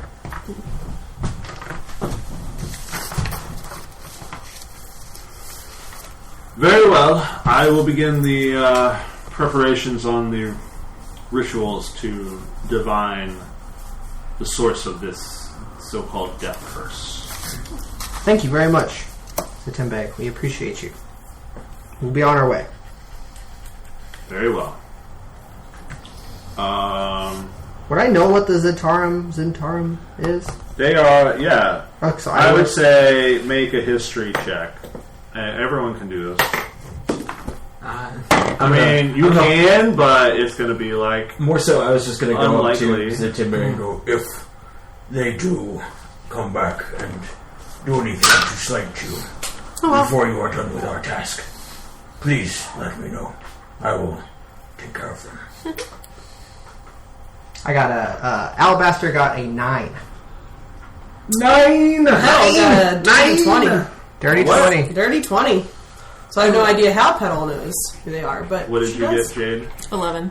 Well, What did you get? I got a 9. Okay. randomly pedal notes. People hear things. Mm-hmm. A lot of people talk when gnomes are around. They think they're not paying attention. It's true. We're usually not, to be fair. Yeah, 90% of the time. roll them dice. Find out. You don't know a lot about the Zentarum, but I believe probably... How old are you, by the way? 150. Whoa. Okay.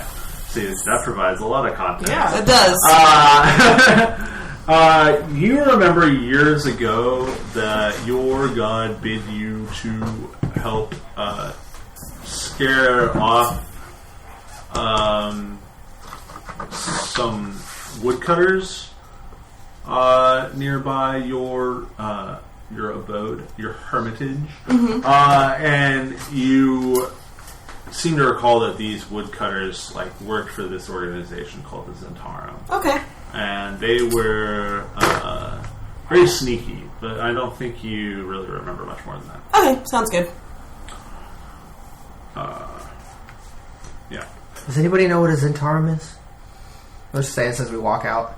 Can I try to roll? Sure. I would say at disadvantage, being that I haven't even... Sure. I I've heard the name before, but I don't really have that much. And what is I don't really know that much about it. 7. No. I am aware. Okay, well, whatever. Where to next? You guys wanted to get weapons? I would like to see this. What is I would like to see her. She sounds strong. Hopefully she will come on our quest. So you all make your way over to Golden Throne.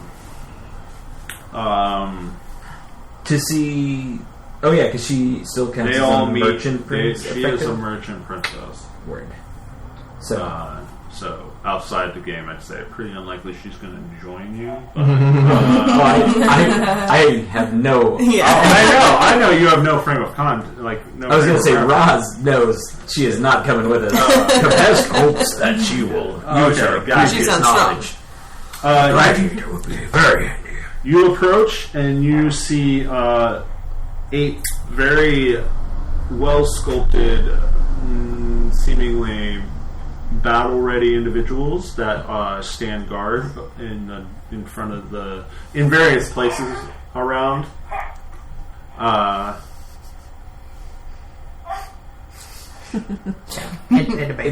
This is just baby teething making noises. Yeah. Tiny velociraptors makes noises in the background. Runs around. Yep. So you make your way up to the front of the entrance to Gold Throne, and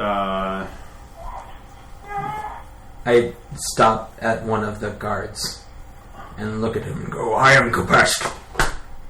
Shall you join us? You look strong. This near shirtless Cholton man looks at you and says, "Ha ha, Lizard Man, I cannot join you. My job is here, guarding the Golden Throne, protecting the princes and princesses of Port Nyanzaru." They rule here. Yes. They are not strong enough to protect themselves. Well, you see, my friend, when you have enough coin, you can hire others to protect you. I do not understand this place. and I just walk forward. Well, he does. He puts the spear out as they cross spears and say, "What business do you have here in Golden Throne?" We were told to come here to purchase armaments. Ah, so you seek an audience with Akiniafa. Yes, please. Ah, and then he kind of whispers to some page messenger type person, and they disappear inside. And there's some. You wait a minute or two, and comes back and says, "Come back in 2 hours, and Akiniafa will have an audience with you." Okay. That's fair by me. Is she as strong as they say? She is very strong. She survived the gladiator pits. Strong enough to match wits with many of the merchant princes, and strong enough to become one herself. Have you yourself competed in these fighting pits? Ah, many years ago I was a gladiator. We were all gladiators, and he points to the other guards, effectively. Can anybody enter? No. It is a quite a long and arduous process to get the training. You must also participate in the shows over a long period of time. Okay. So they are more for show than they are for, say, judicial purposes or for outright murder. Ah, yes. We are performers of a sort, though we are very well versed in combat. But not to kill, only to entertain. Off topic, I just recently learned that actual traditional gladiator combat in the Colosseum was more for entertainment and not to kill. Most of the time, they wouldn't kill each other because it would cost the person owning the gladiator more money to retrain. Yeah. So it was actually just more of a show. Yeah. Which, again, way to go schooling for teaching me wrong for all this time. Yeah. Recently, like, Oh, it's that's- to blood, right? They would still No. cut each other. They would cut each other, but would never injure themselves to be unusable. Oh, okay. It was more just a combat show. Oh, like pro wrestling. Yeah, exactly. Kind of, yeah. We had sharp weapons. Fair. You get the gist that these gladiators are the pro wrestlers of Port Name. Let me tell you something, brother. Go back You to calm down to thunder. So we were told to come back in 2 hours. Oh. Because the merchant isn't there? Yes, she would be there to She's have an audience. there, with us. but it seems like you We showed up on others. it. Yeah, Is there anyone else available? The poison... or the, Oh, different one. We're not at Jessamyn's, are we? Is bug- that? bug well, it's spray? all they all meet there at that place. Oh, okay, shit. What about the bug spray person?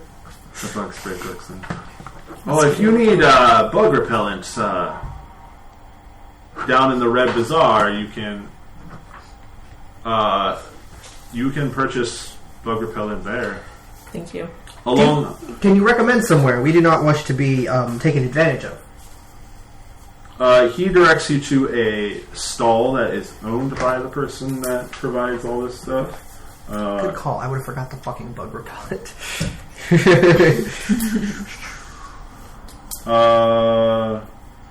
Yeah, Quayothi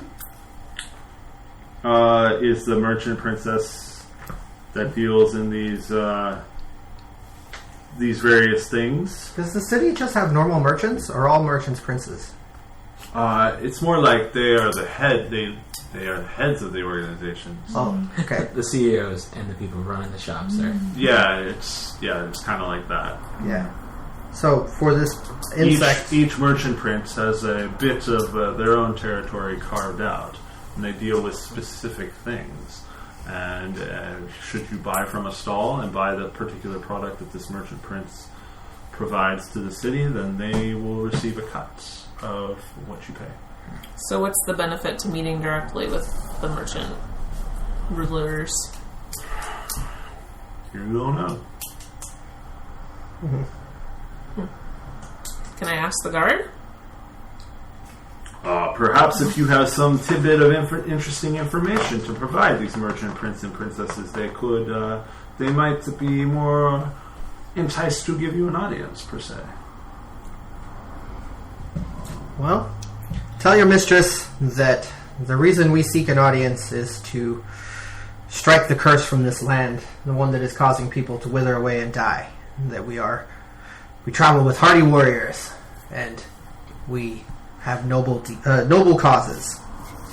That sounds right? Yes, and That we're sounds like us. we're also on a quest for Wakanga Utamu, and if this merchant has any quests, perhaps we can help them as well. Well, I know that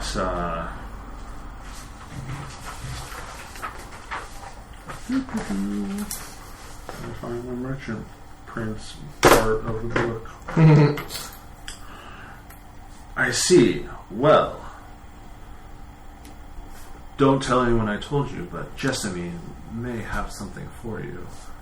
If you come back in 3 hours, Is he giving us the runaround? she No, is the guard giving us the runaround? insight check.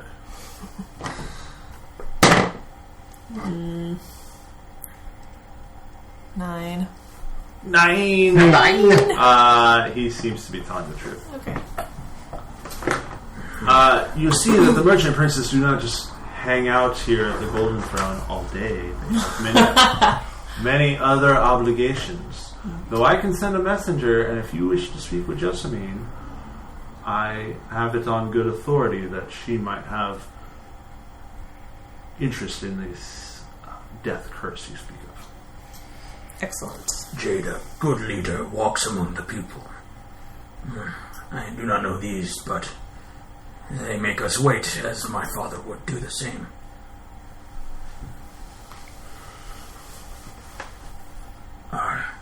Where to now? Bug repellent, I believe. Do we have time? If you go wish down? to speak with Joe Ball, I believe that he is available right now. That is the one for guides. He is the one who is seemingly in charge of the guide situation in the city. Definitely. Oh, well then, do we want an audience with Jobal? Okay, well then, yes, let us go to this Jobal. Okay, so it beckons you inside, and once you enter the Golden Throne, you are led into this like grand sort of. It'd be like a throne room, but there's like 7 chairs instead of just one, and it seems to be where the merchant princess and princesses would meet, maybe to discuss matters as together when needed. And you approach. As you enter, you see a Cholton male who is his body is is just covered in scars. He looks like he is seen some shit. And at his side is a very even though he's like scarred and stuff, he's very sort of a very attractive man. And then as you enter, there's another male next to him who looks like his right-hand man of sorts. He's a Tetherian human, so not of this land. And he is very well-dressed and just seems to be at his master's beck and call. And as you enter, he says, "Welcome, welcome. I hear that you might be needing a guide. Is this why you have come to see Jobal?" Indeed. We must head out into the jungle. I see. And when do you wish to leave? That is a good question. How we come at the behest of Wakanga Otamu, but we are not yet certain on a time yet for when we wish to leave. Well, we have to wait till tomorrow Yeah. to start. Yeah, Father For the divination. You have to wait 24 hours. What time of day is it right now? I'd say it's probably about noon. Okay. We could leave as soon as tomorrow afternoon. I see. Well, I have many guides. And he like snaps his fingers and he says, Azon, my man Azon here will tell you all about them. And this Azon steps forward and he says, "Hello, my name is Azon." And he's a very soft-spoken man, and he says, and he bows and he says, "Should you need a guide, I can take you to any number of these guides you wish to speak to." And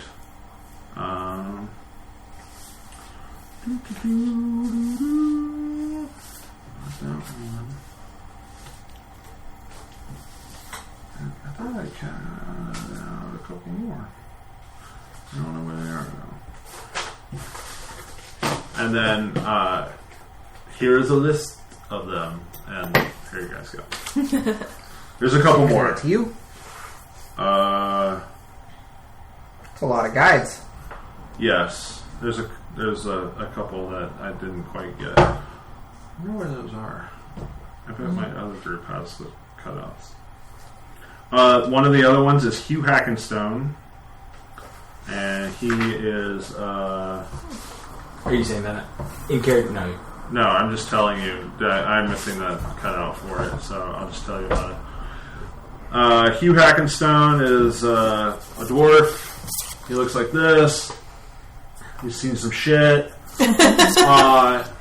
His handout says, "I stood atop every mountain in Chult. I know every gorge and crevice, every plateau and trail. My memory is an iron trap. I forget nothing. Trust the dwarf, I always say, because a dwarf will never steer you wrong. Fearless I am. There's no dragon, beast, or undead horror that scares me. You want a guide who runs away at the first sign of danger? No! You want a dwarf, and I am the toughest dwarf around. Red dragon bit off my arm, yet here I stand. Takes more than a dragon to stop Hugh Hackenstone. I charge 5 gold a day and expect a 30-day payment up front. Best coin you ever spent, I promise. And actually, as Gopes kind of looks over your shoulders as you're reading down the list, I have met that one. speaking of Hugh Hackenstone, He wanted my help as well. I'm gauging my options. And there's another handout. Let me just double check something. Oh, never mind. There's not another handout. So that's the only one I'm missing. Hugh Hackenstone. And he was the standard 5 gold a day. Did he you- have any side quest? His side quest is to kill her. I mean, you haven't talked to him, Oh. but if Kapesk wanted to add any additional information, because he has spoken with this individual, he is more than welcome to do so.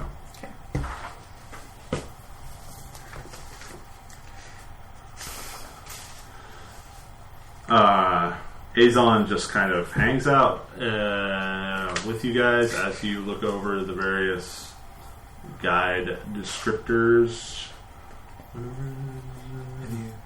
Yeah. I will say, Hackenstone is definitely an interesting smooth skin. He is There's no word in lizard folk or farmy. I'll just say that. damn it. It's a good word. I don't even think erratic would be a term he would use. He is very fast to change his mind. Well, these two says that they charge the same as just any one of these other guides. That seems like an economic choice because if one of them dies, the other one's still around. So, I mean, simple numbers. That one seems like it might be. It's simple economics, guys. 2 for the price of 1. Although the other one seems to make mention of zombies and undead in the jungle, which, Azon says, yes, there is much undeath within the jungle. Who? This name is just what Misk and a flask of wine. What kind of guy is that? Because the list just has names. Doesn't actually have the explanation, or does it have the explanation? I mean, The list we're looking at. the list has basically what's written there. Oh, okay. Okay, sorry. It's I like- thought you actually just gave us like a list of names. No, it's like My bad. a several page thing where you like look through. It's like Does it have the images? I think a description. Okay. I would say probably not an image. JD son like you. Would you want more of your people with us? Perhaps, but it's not necessary. I like this one. He seems to... He has a heart like my people. well, I think it's a matter of if we have the money for this. We would have to pool.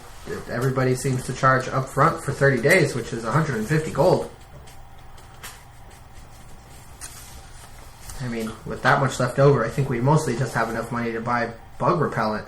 The dwarf says if we help with his quest, the fee would be waived. Oh. Which one is that? I don't remember the name. That one. This one? Oh, Yeah. okay. BA. Oh, wait, what? Never mind. What was this dwarven fellow you met? What was his... He asked Deal. me to help him. He wanted me to help. Quick. Free check. It was to take on the thing that took his arm, correct? Yeah, he Oh, yes, I got it. Sorry. He wishes me to help him take back Dragon Heart. What is it you all call it? It is where you pull these coins from in the ground. A mine? Yes, Worm Heart Mine. He wishes me to reclaim it with him. If it means that I get to maybe fight a dragon, I would be very excited. Azon pipes up and he says, "If you wish, I can take you to meet any of these guides. It is my job." I'm with Professor Jade. This one, Musharib, sounds like it might be our best bet, because if we join him on his quest at some point, then he will waive his fee. And if he takes us out into the jungle and he dies, then we don't have to do anything. Any of these guides could potentially die. I hear it's very dangerous in the jungle, and then that way we don't have to pay any of them up front. I do not have much coin, so I will go with what you all decide. I can also help the guide. I know my way around some of the jungle. Oh, yeah, I guess you're from here. That makes sense. Oh. But, I mean, if one is trained in that aspect, then one might be better than me, who has traveled but not explored. Well, if you can, Azon, could you take us to this Musharib? What say you, Petal? Oh. It's up to you guys. I don't really know. 150 years. I think you would have an opinion. How many seasons is that? Well,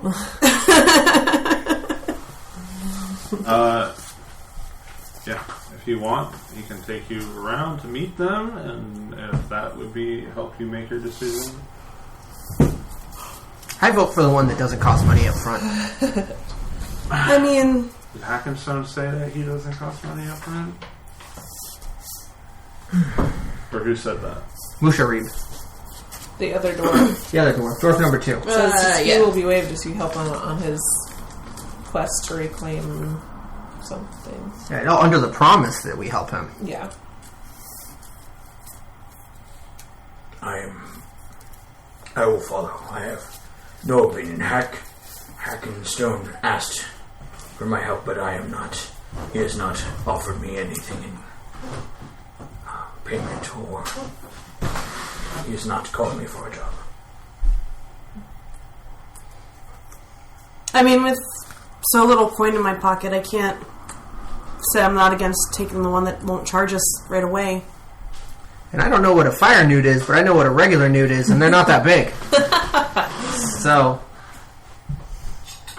I mean, I can't imagine it being too difficult. Would I even know what a fire newt is? Roll a nature check. Yay! I like rolling. Ooh, look at that. That's a 19. I would say you've heard tale. You've never seen one, but you've heard tale of creatures that look similar to your own kind that dwell in the deep earth and have an affinity for fire. All these tales seem to come from the west from where you your tribe is located. Cool. Yep. See? But that's about all you know.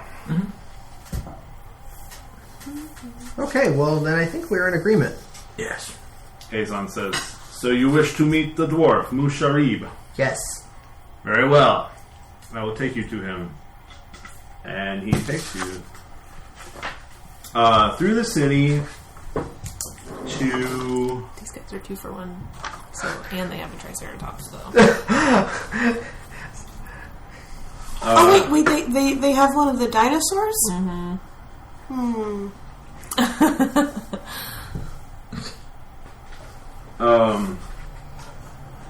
Whoops, wrong way.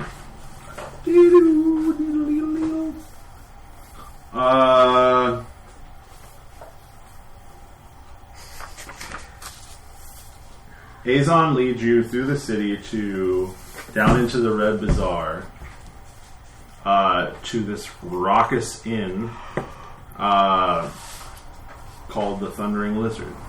I wanted to go to here. I want to go to there. As you walk up, there is two muscular Chultan men are in the process of dragging some poor fool out into the street and just throw him onto the cobblestones. And he is just drunk beyond belief and slightly bloodied. And Kazoo goes and sniffs him. that? So Kazoo goes and sniffs him. He groans and kind of like pulls himself up and stumbles off into the crowd. And Azon says, "Behold, the Thundering Lizard. I believe we will find Musharib within." And he directs you inside, and as you enter, it looks like a raucous tavern. It's like medium raucous at the moment. It's the middle of the day, or it's the afternoon. But you see in the corner a albino-ish looking dwarven individual. Can I see the papers? Can I get those back? There you go.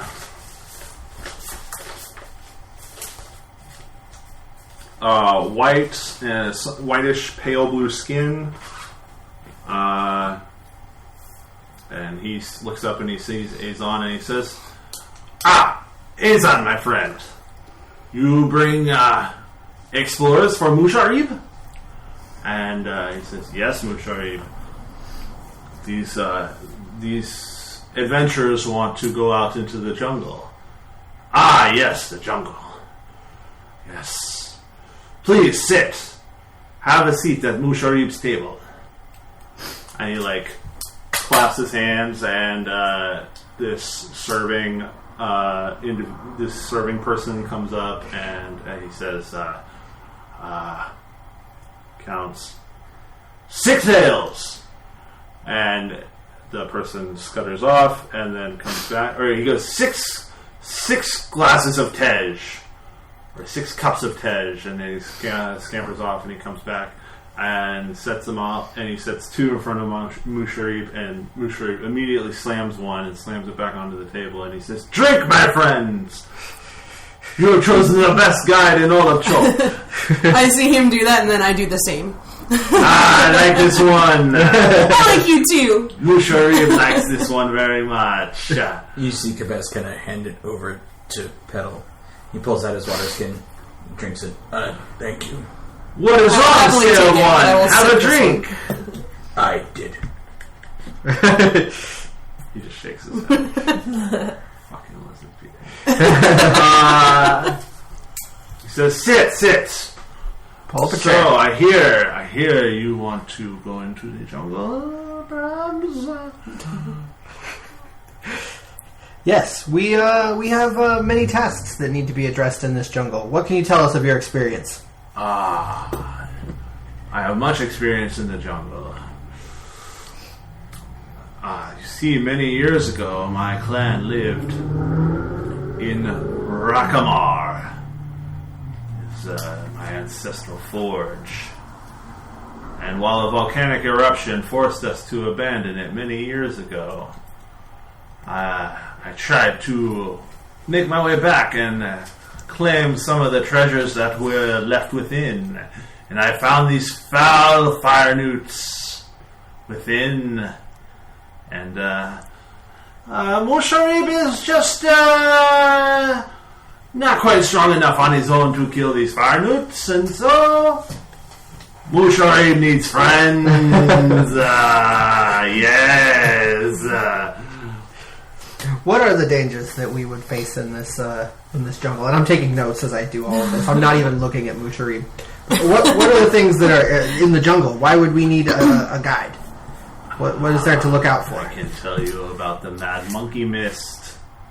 I can tell you about... I like Musharib so much. You tell us all. Musharib likes you too.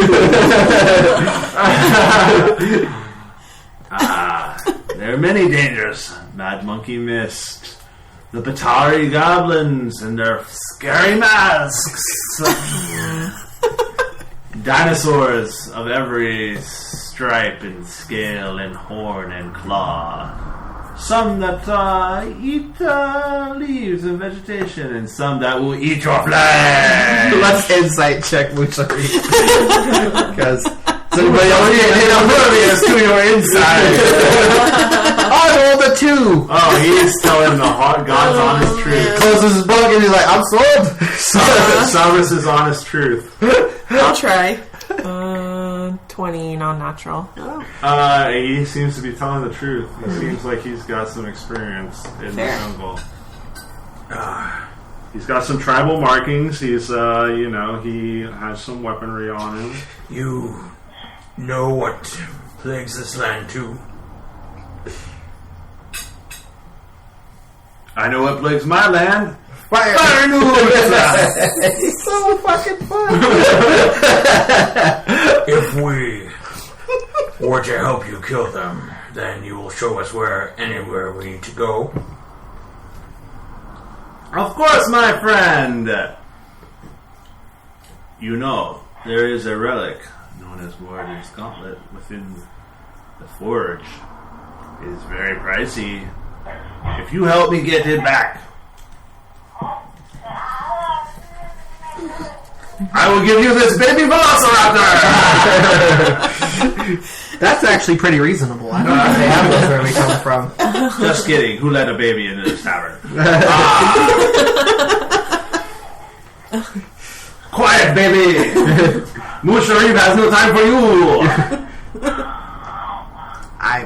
I personally feel... I almost went Grim Talk there for a minute. I'll be back. You guys probably Angry little raptor. Life is pain, Jerry. You guys probably turned Life it is just a pain! little- Yeah, just a little bit. But you Oh my goodness. It's a scene, where they're all huddled around the incubator and the little raptor pokes its head out. But that is what haunts your land. What about the rest of us? What stops life from returning? Do you know? No, I do not know of which you speak. I've heard a rumor in the streets, and if that is what your goals are in the jungle, Musharib will help you. You just have to help Musharib.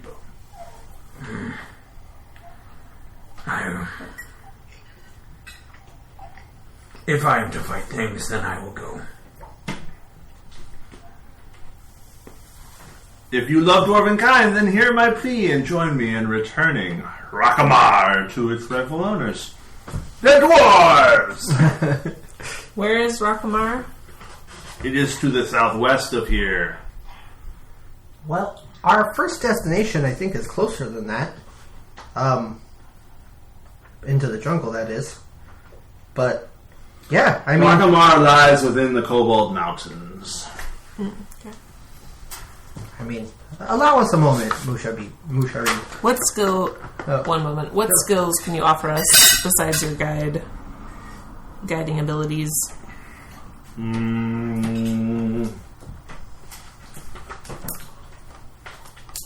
I mean, he offers guiding abilities.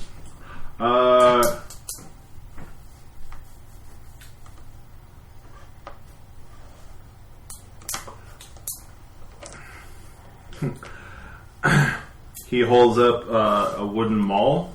He goes, I have my trusty maul, Skull Bash, and my armor.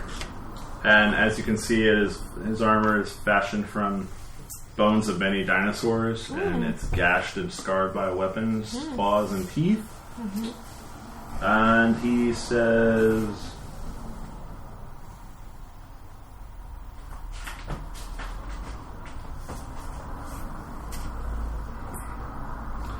I am a handy and capable warrior, but I also know a few spells.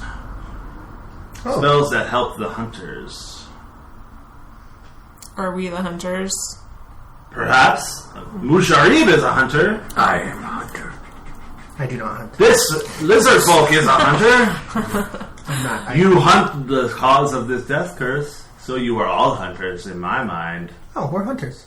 Okay. There you go. Well then, yeah. All right. Yeah. I am able to jump great distances. I am able to help us pass without a trace. Uh-huh. I am able to speak with animals and speak with plants. And once I find my quarry, I am able to mark it so that we can track it. Well, I for one am sold. What do you guys think? I like this Musharib. He seems fun. I do not have a problem. As long as he can fight on his own, then he can be part of our group. Of course Musharib can fight on his own. How do you think he lived this long? How many seasons have you lived? Thanks for a second.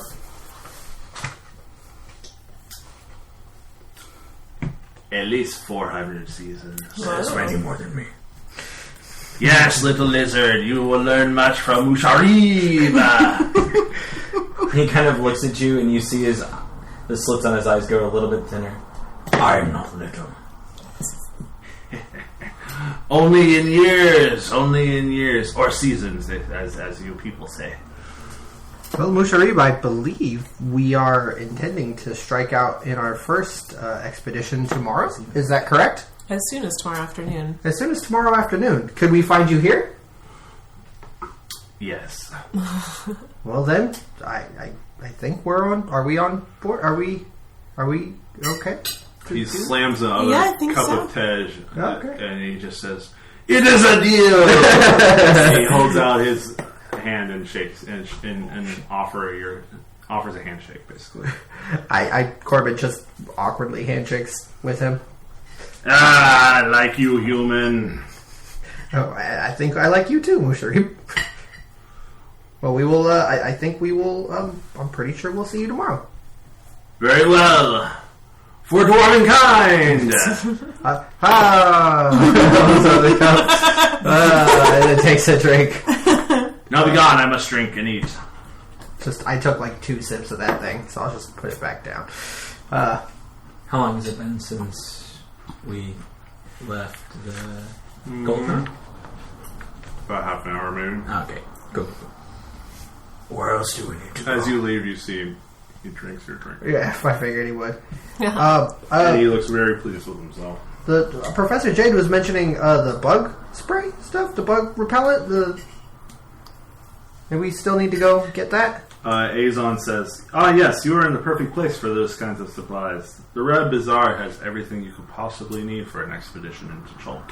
Wonderful. And on that, I bid thee adieu. Thank you for your service, Azon. I'm glad that Merchant Prince Jobal could be of assistance. Oh, yeah. But that wasn't Jabal we were talking to. That was Azon that led us to Musharib, right? Right, but works for Azon Jabal. works for Jobal. Okay, gotcha. It's his right hand man. I figured, he's yeah. saying, Should we tip him? I don't know how this works. Do we tip him? Or just stands there holding on a hand. He does that. Okay. What is tipping? Oh, that's way later. Darn. Do not concern yourself with things such as tipping. I do not. Strange customs. So we, I think, head off towards the bazaar in search of the fabled bug repellent, because nobody wants D&D malaria. That would suck. Way worse than normal malaria. possibly worse than the death curse. Yeah, right. Nothing is worse than the death curse. Shut up, Musharib. I wasn't talking about Musharib. You didn't even know about the death curse before we told you about it, Musharib. Why are you following us? Drink. This is just how I am DM from now on. Okay. Everyone is Musharib I'm now. excited about Musharib. Good, why do you like Musharib? We should jaw at each other and just be Marabi and Musharib. The conversation would get nowhere, but it would be very interesting. Conversation would It would get be infinite nowhere. circles. Yeah. Yeah, my friend. As you are leaving, I need Professor Boggs to be here. It sort of involves now. Well, he's not looking. Well, we could inquire about rooms if you all would Oh, like to yes, stay here. you may. Definitely inquire about rooms. Yeah, I would like to stay here. Kapesk, the other option was the Kaya's House of Repose, which is supposedly a more restful, quieter inn that we might stay at. When I need to, I will sleep. Wherever it is that I can lay my head, it does not matter. If you wish to stay here because you wish to enjoy, then I'm not going to stop you. Yes, please. I was actually going to ask if I even needed to stay in an inn, or if I was to like sleep out on like a bench. Would it really matter? So you probably can find a place. Maybe not on a bench.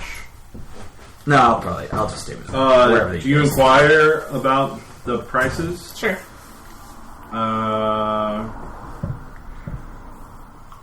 The Thundering Lizard is 5 silver a night. And you get word that Kaya's House of Repose is much quieter, but a bed costs 1 gold per night. I'm fine with here. Yeah. Do you have an educator's discount?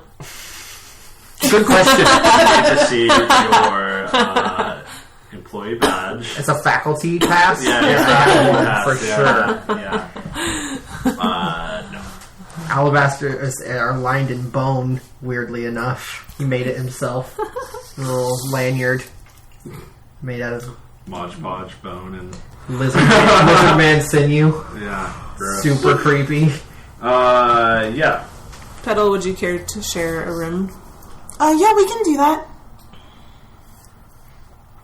So just mark off 5 silver. Please For let me each of pay. you. Oh, thank you. I really appreciate that.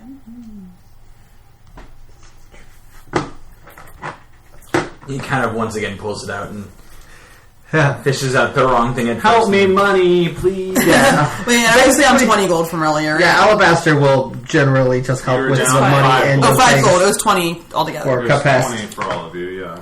There, that makes more sense. So it's 5 silver a night, he said?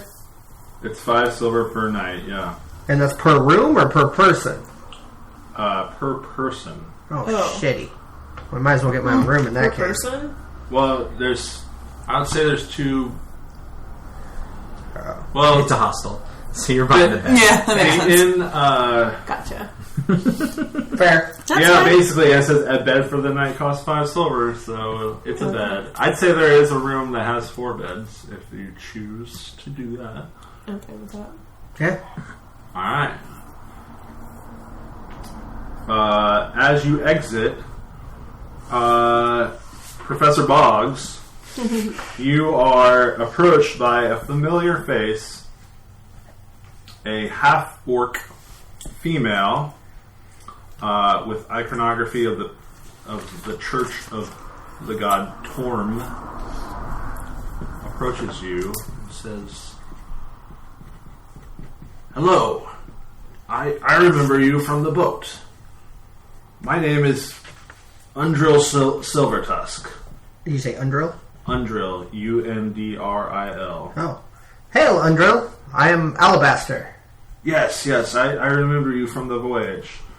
I am a representative of an organization known as the Order of the Gauntlet. Oh, would I have heard of them? Yeah. Okay. I think you probably would have heard of them. They are an organization based in the Sword Coast that's pretty Okay. much your usual collection of goodly folk that really don't like undead and other evil beings. Okay. Let me see. 1 second. Factions. I just need to double check. These guys show up in a lot of campaigns. Yeah, they are They vow to protect others from the depredations of evildoers, placing their faith in good aligned deities such as Torm, Helm, and Tyr. They bring the strength of their faith, their hearts, and their weapons to bear against villainy. You can guess from the multiple mentions of undead that this might be why she's here. Makes sense. Well met, Undril. I assume that you're here seeking the same thing we are, which is an end to this scourge. Yes. I mean, I seek to put an end to the undead, and if that somehow puts an end to this death curse, then very well.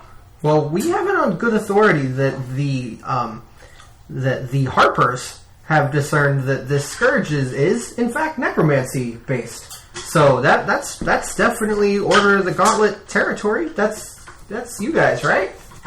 Truly it is. I unfortunately have more pressing matters. I need to deliver this packet of dispatches, as she presents a packet, a seal packet.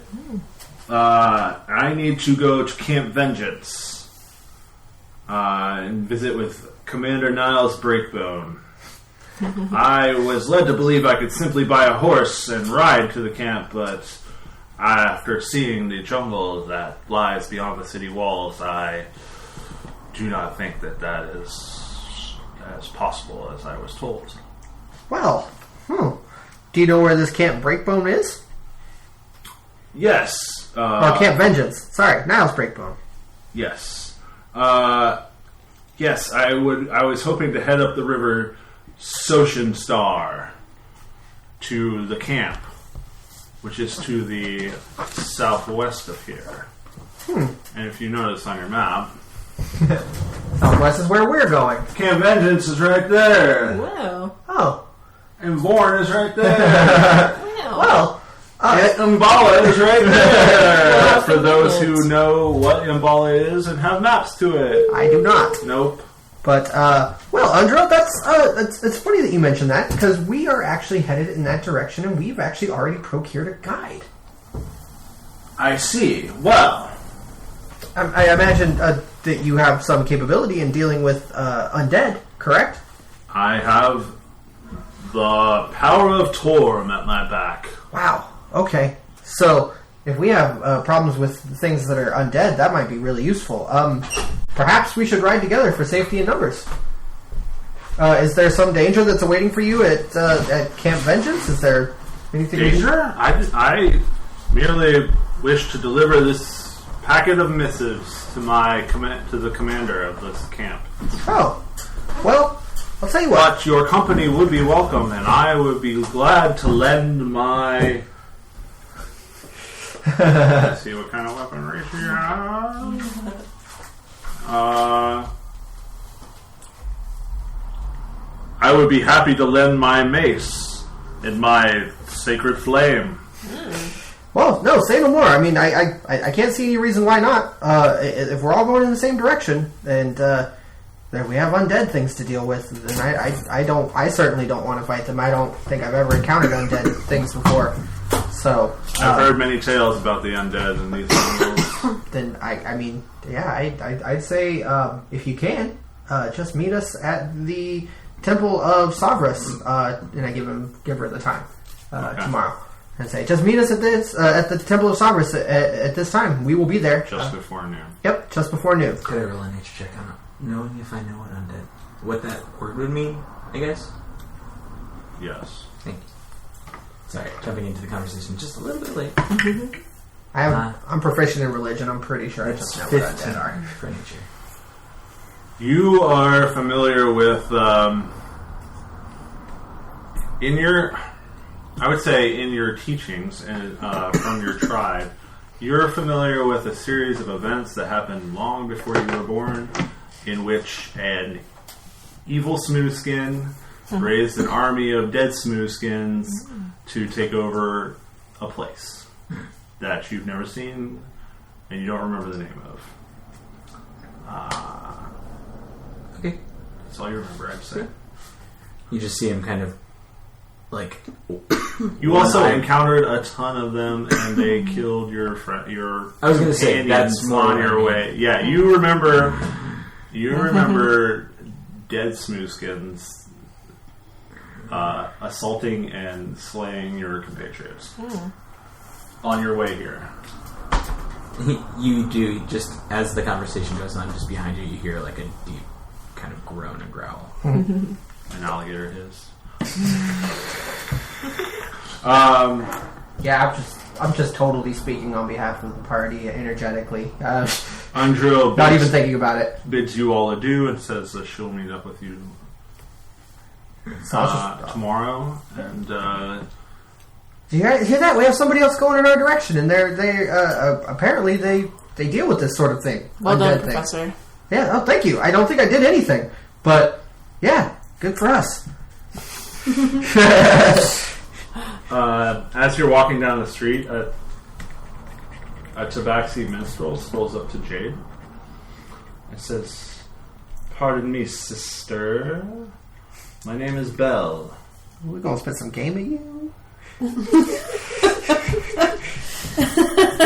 Could you help a fellow tabaxi out and lend me a gold coin to place my stake in a bet?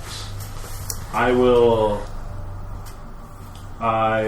give you my word that I will pay it back on the morrow." I could be convinced. What is this bet? Is merely a game of chance, but win or lose, you will have your coin back in the morning or tomorrow. Yeah, sure. Alright, not? so you give up a gold? Mm-hmm. Okay. My name is Jade. I'll be staying at the Raucous... Where are we staying? Thundering Lizard. Thundering Lizard. Very well, Jade. Thank you for this. May the Cat Lord smile upon you. Guys have a cow. And also you. I would know that, but I didn't know what that I would was. know that. That's not a professional religion. I know. Oh, Yeah, really? but you don't Do know. have a How cat much lord? do you know about tabaxis? I think just, Give me a religion check. I was gonna say. I was gonna say, Piddle's eyes kind of like widen a little bit at the mention of a Oh, cat yeah. lord. I got a 24. Whoa. What? I have. Oh, it's a 19. It looked like a 13. Yeah, I was like, how did you get 24 for 13? You have a plus 11 religion. Yeah, dude. Oh, God. You You're don't, level you don't one. know much about the tabaxi people or their homeland, but you are aware that they worship a deity called the Cat Lord, and the Cat Lord's curiosity is what drives many tabaxi to leave their homeland. Oh, there we go. I guess the Cat Lord's curiosity is also why you were interested in loaning him money. Just be like, see where this shit goes. It's female. Oh, I thought it was a guy. No, it's Oh. female. Gotcha.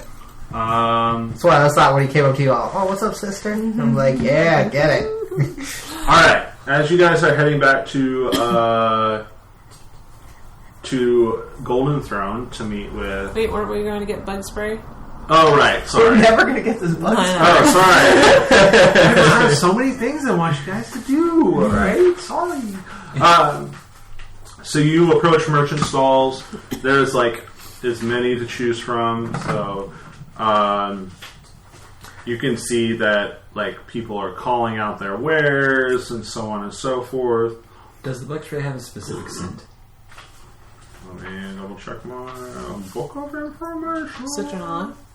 Pretty much. Like, that's kind of what I expect. You see that bug repellent can be purchased in two forms: blocks of incense or a greasy salve. Neither kind of repellent will protect you against giant insects. I'm Greasy Sal. This is my Greasy Salve. You don't want to get bit by That's bugs? my rogue, my next rogue. I'm Greasy Sal. Greasy Sal. You need me to fit through a tiny spot? I got you. I was wondering if I could Nothing's faster than a great Scotsman. roll a perception check to see if I can tell which one's selling it. I want to play Greasy Sal. Okay, go for it. Give Make a a smell smell check. Smell check. Greasy Sal. That's 21. Oh, yeah. Oh, you smell Greasy Sal. You smell a couple of things that kind of like your people use to keep bugs at bay. I point towards that stall. Okay. We should go there.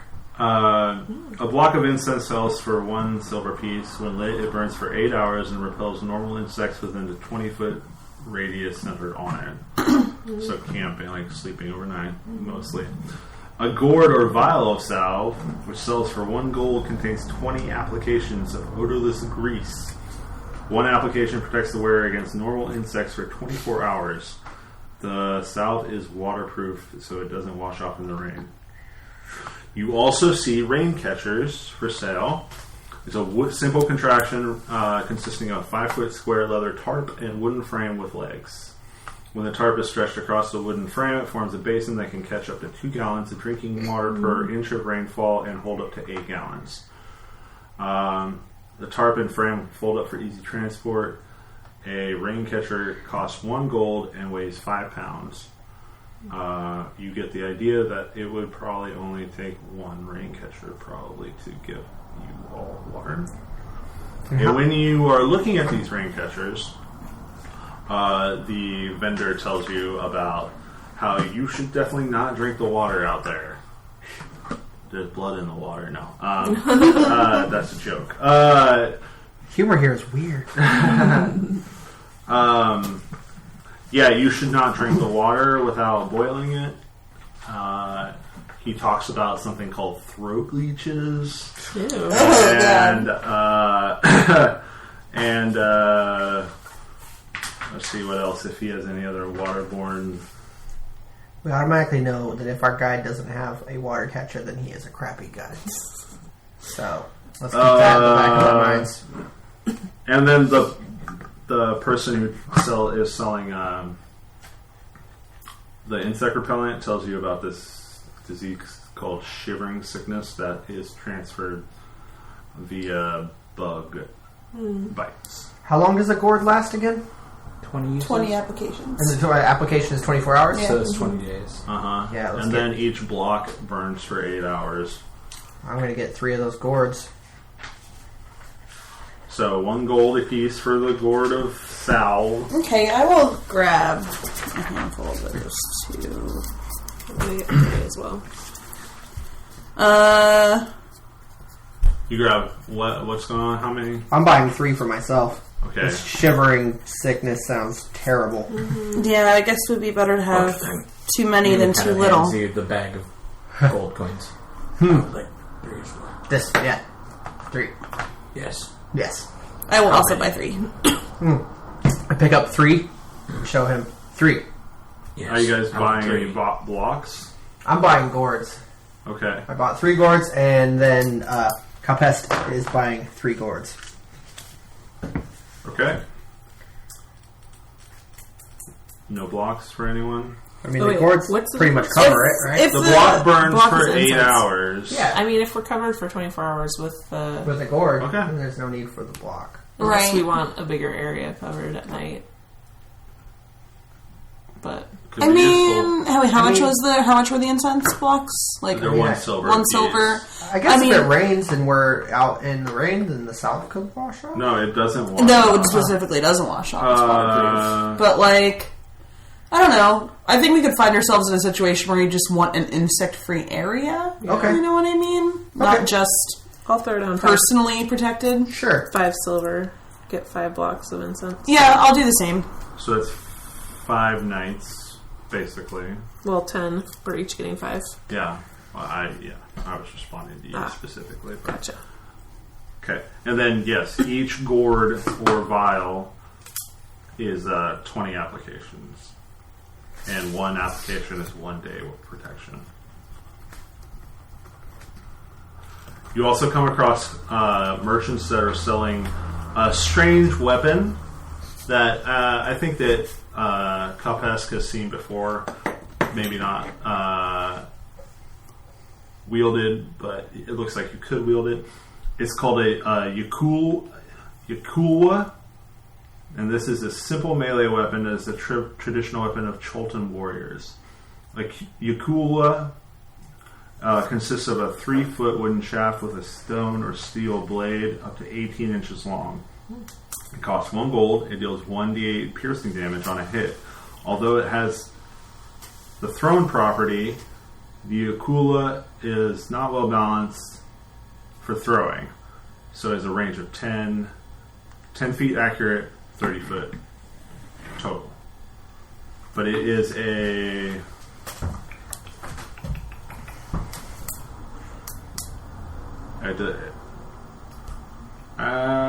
is a simple melee weapon that deals 1d8 of piercing damage. It is strength based. Pass. They're 1 gold apiece if you so desire. What about the rain catcher, though? How much was that? It's 1 gold, weighs 5 pounds. Okay. Though I'm not keeping track of encumbrance, though massive amounts of money I will make you. We will deal with that. I have a monkey, and he can carry 140 pounds. Great. I'll get the rain catcher and hand it over. What's your monkey's name again? He has a strength of 8. Kazoo. Same as Kazoo, me. that's it. Yeah, Kazoo has the same exact strength score as I do. He can carry... 15. He can carry times, pedal yeah. and still not be encumbered. Cool. So... Alright, is there anything else you want to buy? You can also find anything in the purchasing section of the player's handbook here. If there's anything else you guys want to buy. I will get... How much is it? Weapons, armor. I mean, I can't use most of that shit. Are we supposed to wait to buy weapons when we're talking to this merchant person? No, not Okay. necessarily. I want to see if I can pick up a... Oh, I'll say that Akiniafa, specifically herself, sells some magical weapons. I don't think we got magical weapon money, but Yeah, might be me good to either. look. I'm going to see if I can talk someone into trading my short bow for a crossbow. Light crossbow? Light crossbow. Because it's the same amount of money. But But a crossbow has the loading property. mm-hmm. Does that make a difference for your class? Does it? I'm good. What does loading say?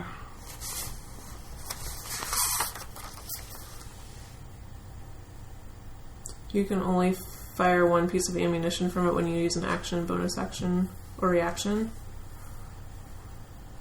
Oh, okay. So, but since you won't have multiple attacks, it doesn't really matter. So you can. I'll say you can trade it. Is it the cost? Is the cost the same? Mm-hmm. Yeah, you can trade it.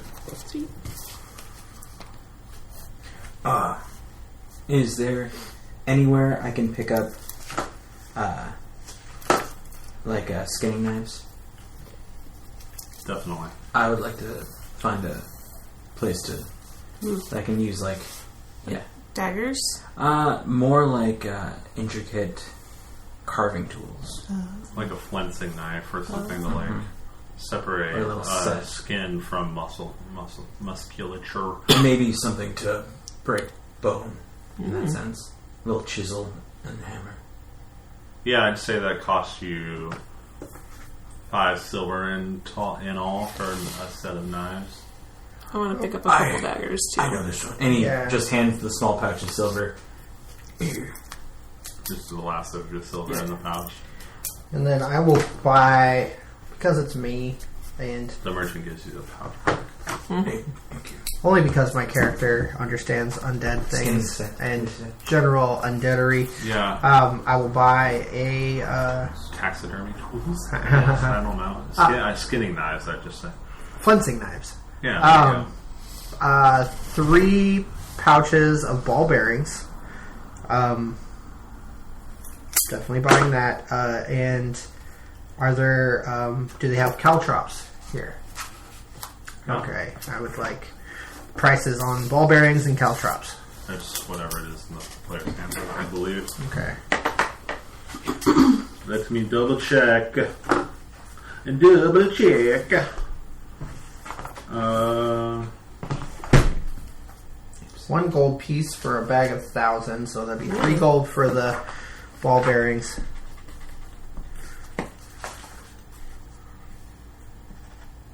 And caltrops are a bag of 20 for 1 gold as well.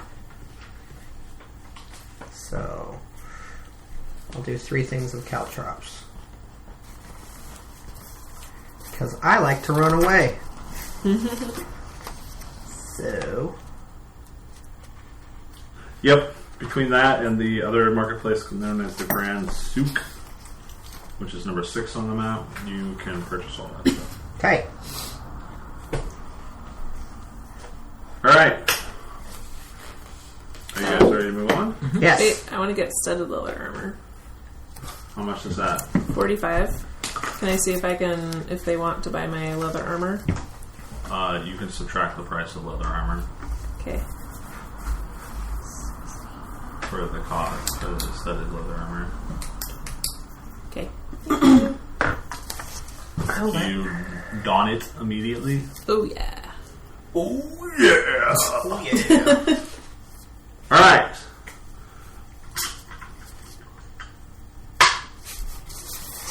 Okay. As you guys are headed back to Golden Throne, you hear a loud cry of "Look out!"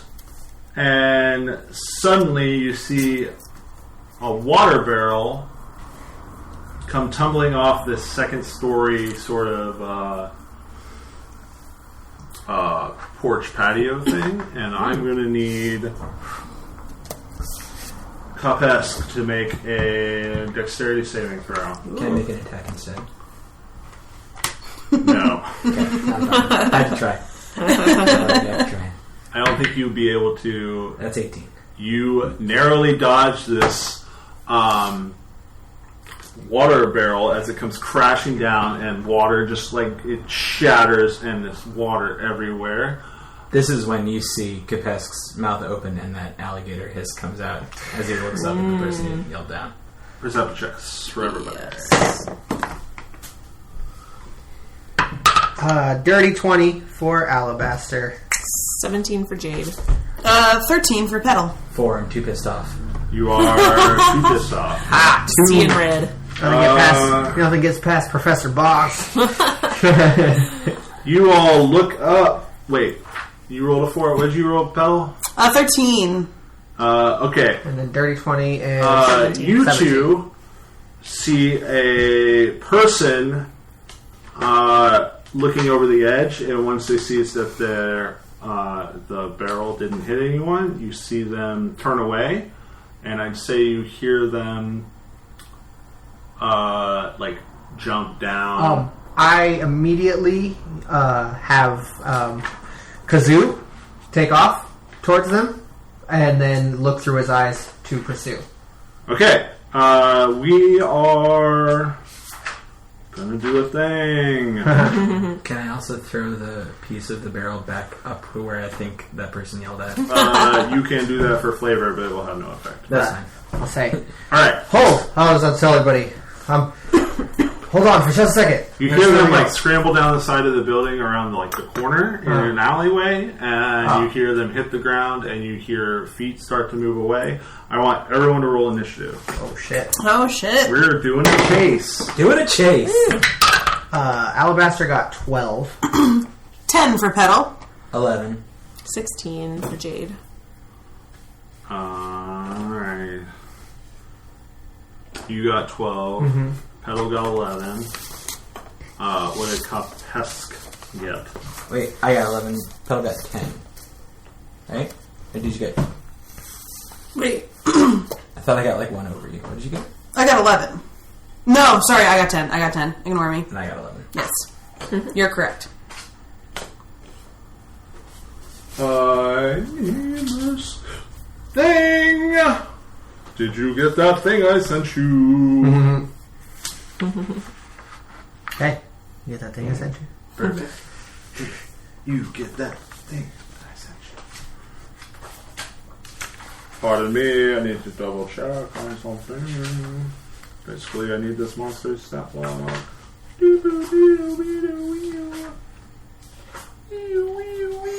Okay.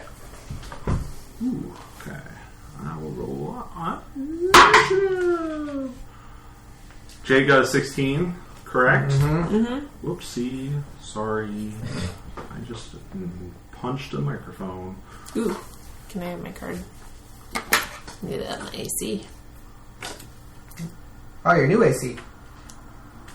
That's right. No revisions allowed. Haha. Okay. Thank you. So this is how this is going to work. Fucking Donkey Kong's gonna get his ass whooped. That's what's gonna happen. Alright. Race Bannon over here chucking barrels at people. Alright, you may dash a number of times equal to 3 plus your Constitution modifier.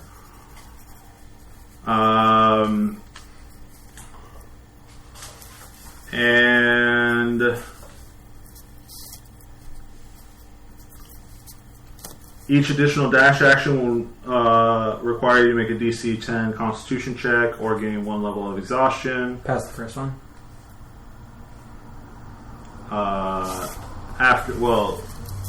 What's your Constitution modifier? So you get 5 dashes before you have to start making this throw. Oh, Word. hold on. I need a new card. Another card Why? for Kazoo. He gets Does his he own go? initiative. Oh, yeah. It does? He has his own individual initiative. I Well, roll for Kazoo. was gonna say I need to get a card for him. There's a blank card. There we go.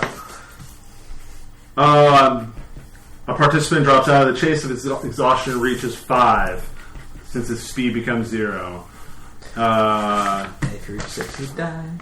Well, you can't run yourself. I mean, you can't No. technically run yourself. No, you can't, because since it's low, its speed becomes 0. Well, that's what I'm saying. Yeah. You can make attacks Kazoo. and cast spells against other creatures within range. Put Kazoo back here. We got a 4. See you later, Kazoo. Out of game, DM. I did realize that Shillelagh is only technically usable with a club or a quarterstaff, like according to the spell, and I technically have a mace for my cleric starting equipment. But is that cool? Like it says the wood, and I would imagine my mace would probably be pretty primitive. I'll allow it. Okay, cool. I'll allow it. Rad. Yeah, I think so. I'm into it. Alright, so Jade, what do you do? How far away are they?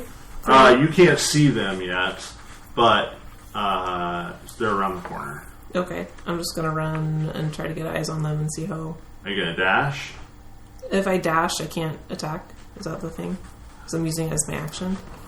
Yes. Okay, well, I would say you can use your original movement, your 30 feet of movement to get around the corner. Okay, I'd like to do that. Okay, they are about 45, 50 feet down the alleyway. And running, just full on sprint. Wait, and you don't have cunning action yet at level 1, right? Okay. No. 45 feet? Okay, I'll get out my crossbow and take a shot. Okay. Roll attack. I'm gonna try to shoot, the leg. Sweep the leg, Johnny. Get him a body bag. 12. 12 hits, roll damage. Boom.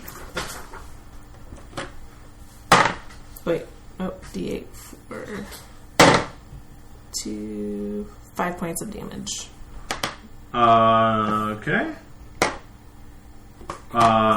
You watch your bolt strike this individual, and 5 points of damage, you said? Mm-hmm. And they stumble a bit, but they keep running. Next is their turn.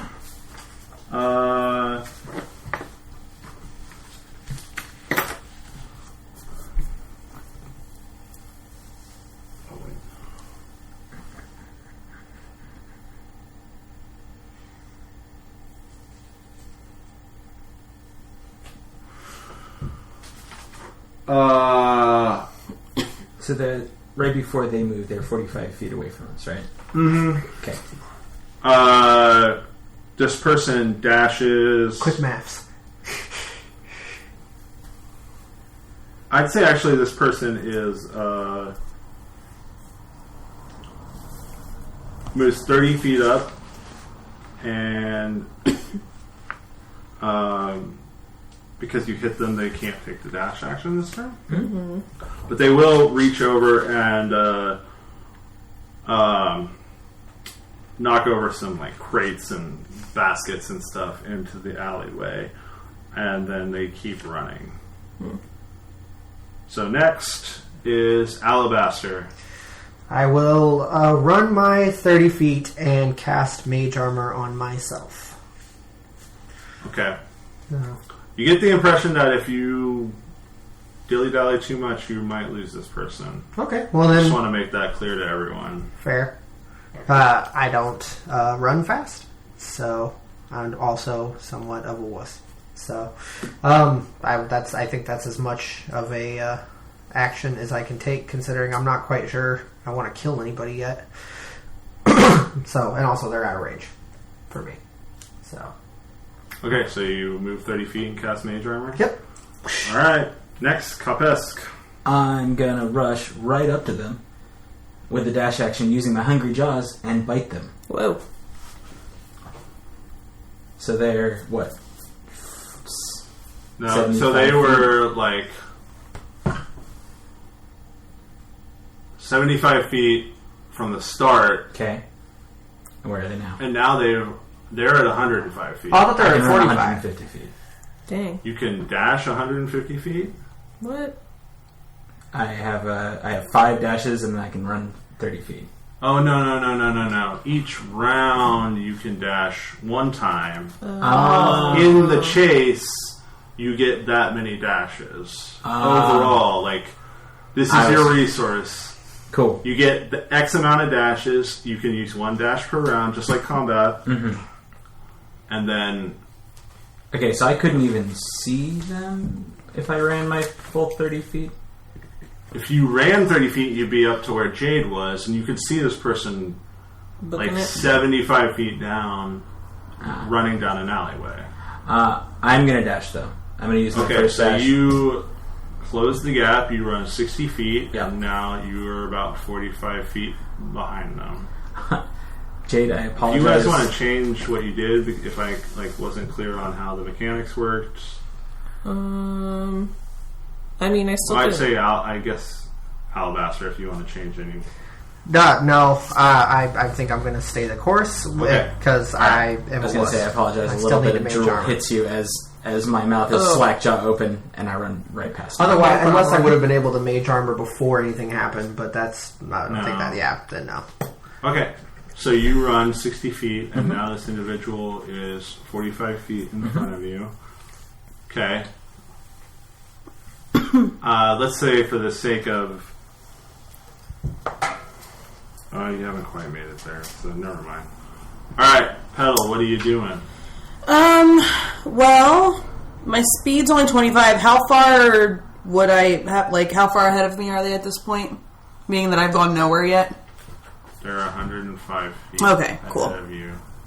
Then I guess I would probably just use my action to dash and, try to catch up with everyone. Alright, so you dash forward 50 feet, 50 so feet. now they are 55 feet ahead Yeah. of you. And And they're nearing...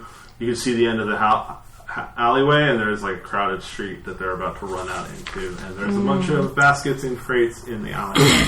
And then Kazoo will take to the skies. To Okay, keep an eye on him. Kazoo moves how far? He moves 30 feet. Does Kazoo dash? Kazoo will take a dash action. Okay. What's Kazoo's con mod? Oh wait, no, Kazoo's con mod is 0.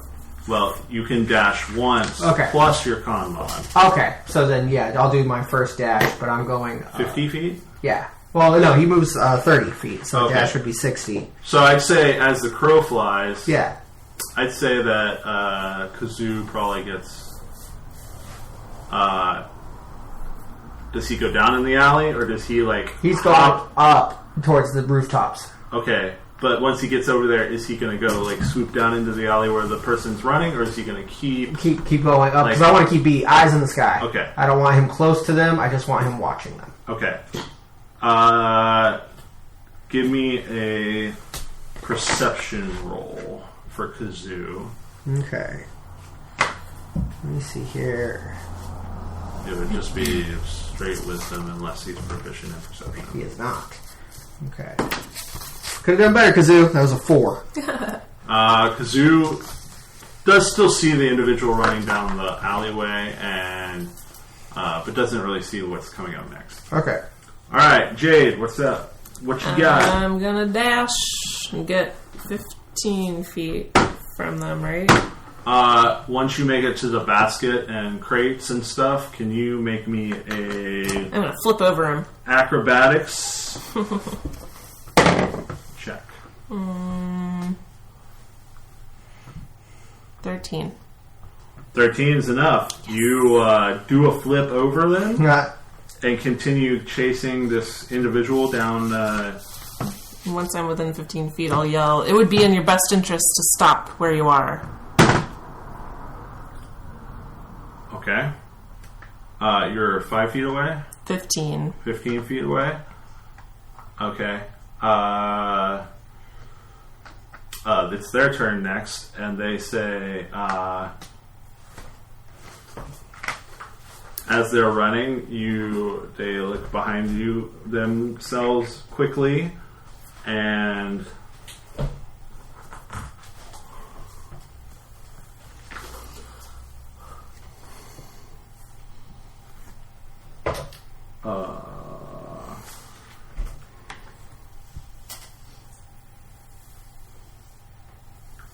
Gotta do math on this one. sort of.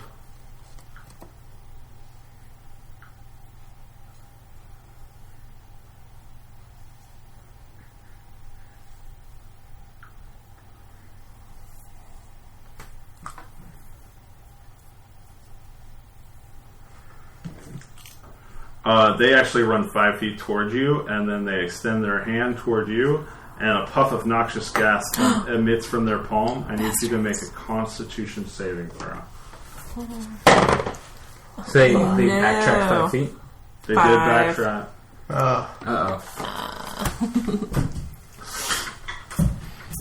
It would also be in my best interest if you kept trying. Take 2 points of poison damage. As a spray of poison emits from their palm. Am I also the last thing poisoned? they ever did. No, you Okay. just take that poison damage. Okay. So they backtrack 5 feet, and so they run 25 feet out into this crowded thoroughfare. Am I able to keep eyes on them? No, they go around a corner. I'd say it's about... They backtrack 5. So they ran about 15 feet. So you're about 25 feet from the corner. They run about 15 feet. Okay. Because the poison spray went like 10 feet. Gotcha. They run 15 feet, and then they turn a corner, and then... Good on my vision. But I got a good look at them. Yeah. Roll perception What check. did I see? Roll a perception check. Oh, there we go. 18. Plus 3. 21. You glimpse green snake-like eyes behind a cowl and cloak, and this person has like bared teeth, and they appear to have fangs. Ooh. And they run. Oh, they say something before they run too. Oh. Cheese It, I think it was. Cheese it, it's the fuzz. Yeah, Cheese It, it's the fuzz. Go away, or I will taunt you a second time. No, Give you the poopy gas. he says, Rosnusi will rise again. What's that got to do with throwing barrels at people? Rosnusi will rise again. I won't. And they run. So they're about 10 feet out into that crowded street, I'd say. Ooh, we got barbarian. They're gonna catch you. That brings us to Alabaster. Okay.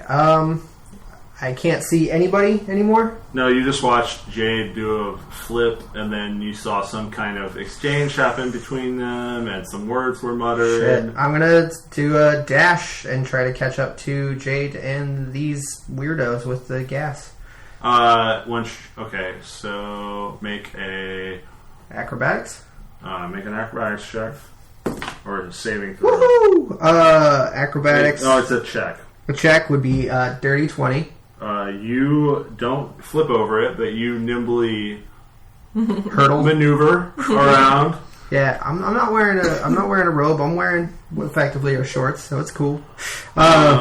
So yeah, I will jump over that and then move the rest of my dash action to get as caught up as I can. You're about the same spot that Jade is. And then let's see. Yeah, I got nothing for this one right yet. Okay. Kapesk. I would like to dash, and instead of acrobatics, can I just try to muscle through the barrels? Use. Sweet. Make me a... Sandwich.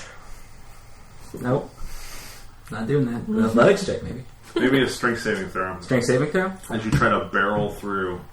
As I see them, no, because I have. If I can I catch up to them in this turn? 60 feet from where I was. You dashed the first turn, right? I did. So you're... That'd be 100. You were like 30 feet in front of Jade. Mm-hmm. Yes. So yes. Okay, You could then I potentially catch up. Okay, then I'm not going to waste my bonus action on raging as much as I want to. I will roll a strength saving throw. You said? Yeah, make me a strength saving throw. That is 21. Saucy. You just lower your shoulder and you barrel right through it. Nice. Which means you've cleared the way. Petal doesn't not have to make the ability check to get through. Nice. It wasn't in his intention, though. But I would like It to was just... a happy coincidence. It was! I would just like to barrel past these two and rush at the individual. Well, they turned the corner, so you turn the corner. Can I make a smell perception? Are or visual? you proficient in survival? Yes. I would like you to make... Well, here's what I'll do first.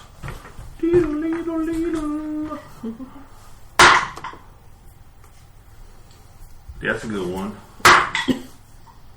That's even better. But I can't take that one because it was disadvantage.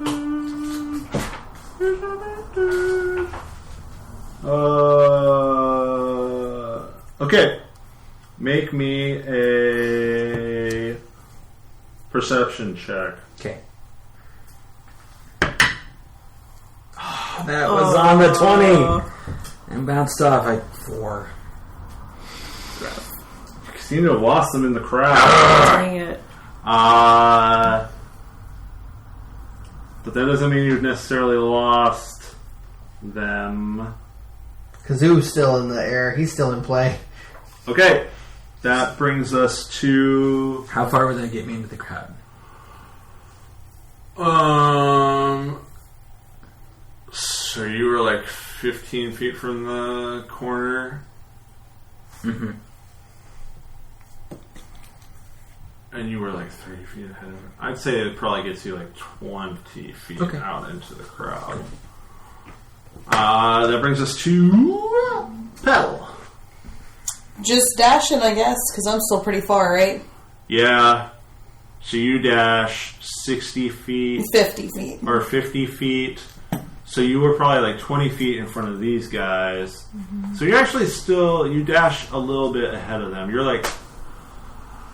basically at the corner, about to turn onto this crowded thoroughfare. Okay. With your dash action. Cool.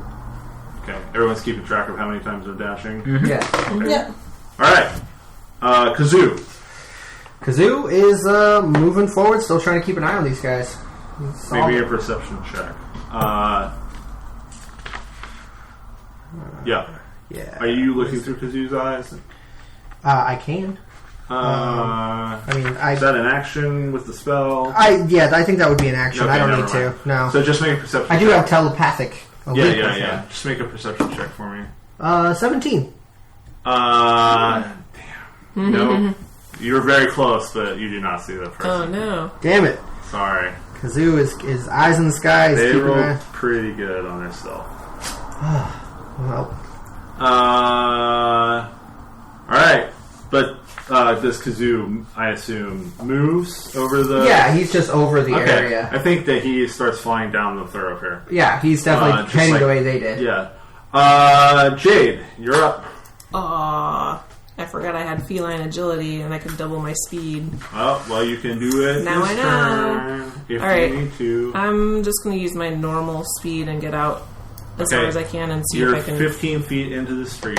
Yeah. Make me a perception check. Okay. Are you proficient in survival? Yes. Make it with advantage. Thank goodness. Oh, not better. Your dice need to 11. go to dice jail. Yeah, At least that one. This one's in jail. That one's dice jail. 11. So you and I are both kind of standing out there like...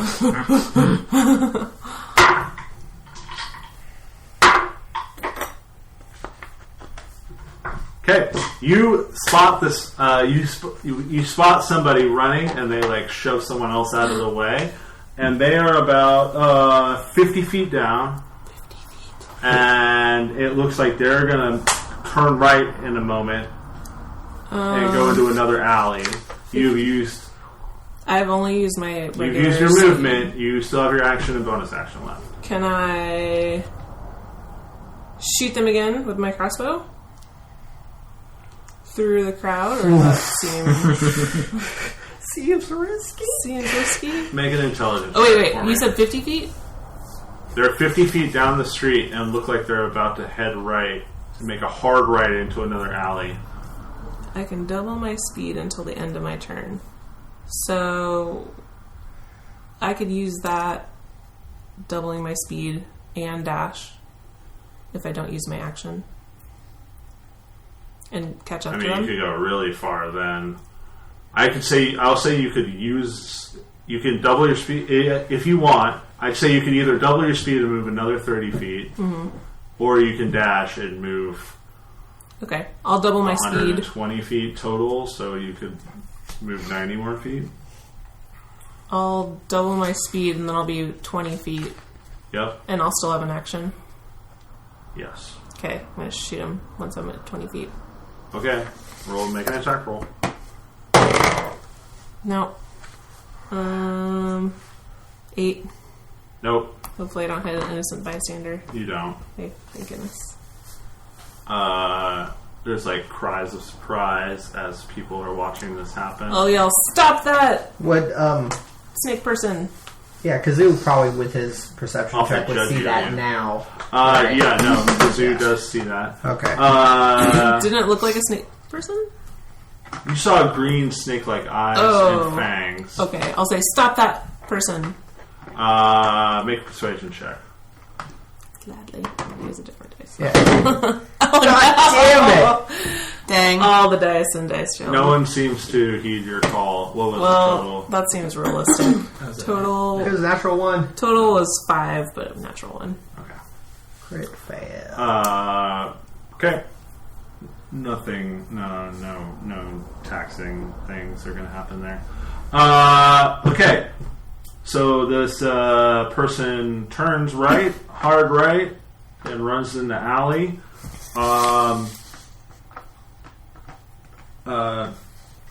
Probably like. So they're going to use their one dash, and they're going to go hard right, run 10 feet down the 10 feet to get to the front of the alley, and then another 50 feet down the alley. As they turn right, he runs right through a group of people playing a dice game, and he just like kicks the dice, the money. Oh no. It just makes it go to shit, and then he just keeps running through. And then, so that brings us to Alabaster. You're about 15 feet from the corner to the crowded thoroughfare. Okay, so I couldn't get a line of sight on this person at this time, probably, No. without dashing. Well, God even damn with dashing, you probably Yeah. won't get an eyesight on him, but Damn it. Well, I will continue the chase then. Okay, so you go 15 feet to the corner, and then another 45 feet down, which gets you pretty much 5 feet from the corner to the other alley. Okay, so you're very close. If I get in range, I can start dropping some shots, but You're not quite in range. Yeah, I'm waiting for it. But you are pretty much next to Jade. Okay. And you guys can talk to each other. I should have just had Alabaster pick you up. Yeah. Momentarily if you need or not, but okay. You dash. I'll just point the direction that you want. Okay. Kopesk. Seeing You're like 20 feet, so yeah, you're like 30 feet from the alleyway, and he is, so you're like 80 feet from the individual. Okay, I'd like to. You said 20 feet from the alleyway, and 80 feet altogether.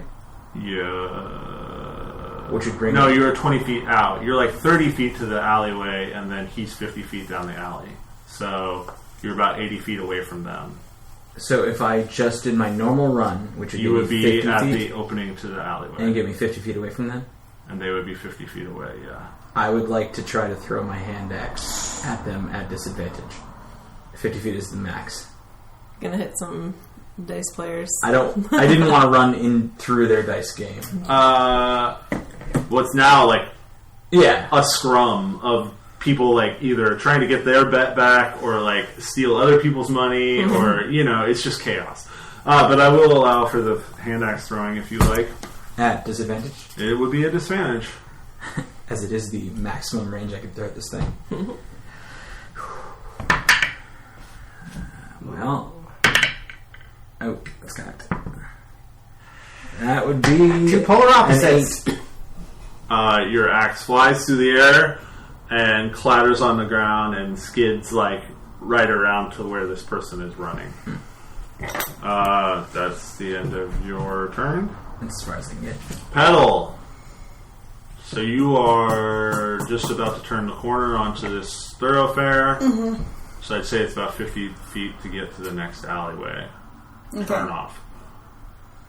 To get to the alleyway that they turned down and then went another 50 feet? Okay. Well, this is it was 1 dash plus my con dashes? Is that how it worked? No, you get 3 plus your con. Oh, 3 plus my con. Okay, Yeah. gotcha. So then I have, okay, So if you had a plus 2 con, you get 5 dashes. 5 dashes. Got it. Dashed. 3 times now? Twice now. Twice. Okay. Yeah.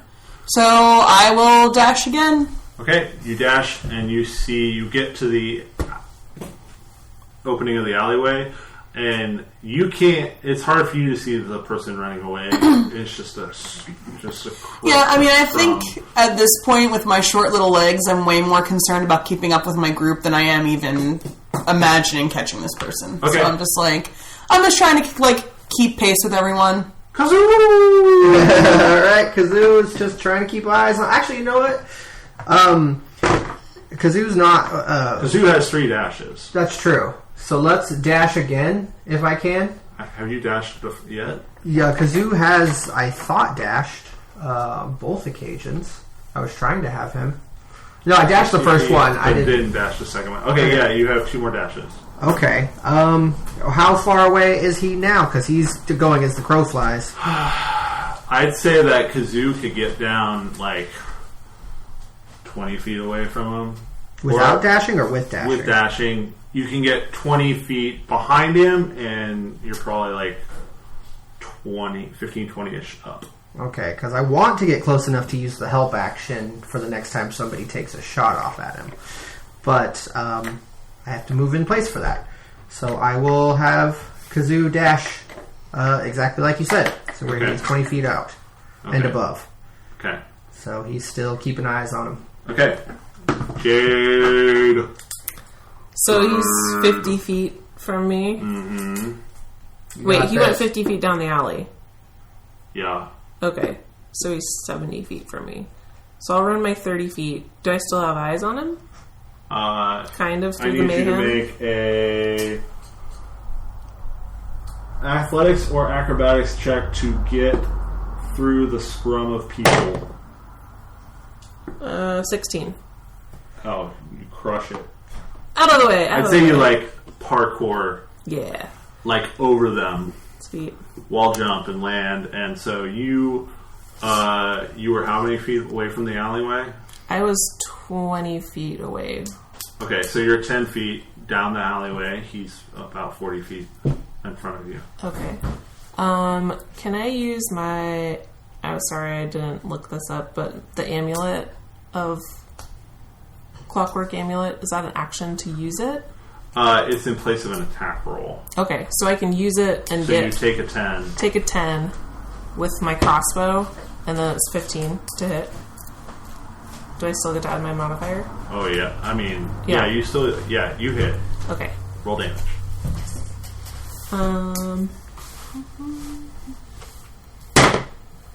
Woo! Put some steak on that one. 9 points of damage.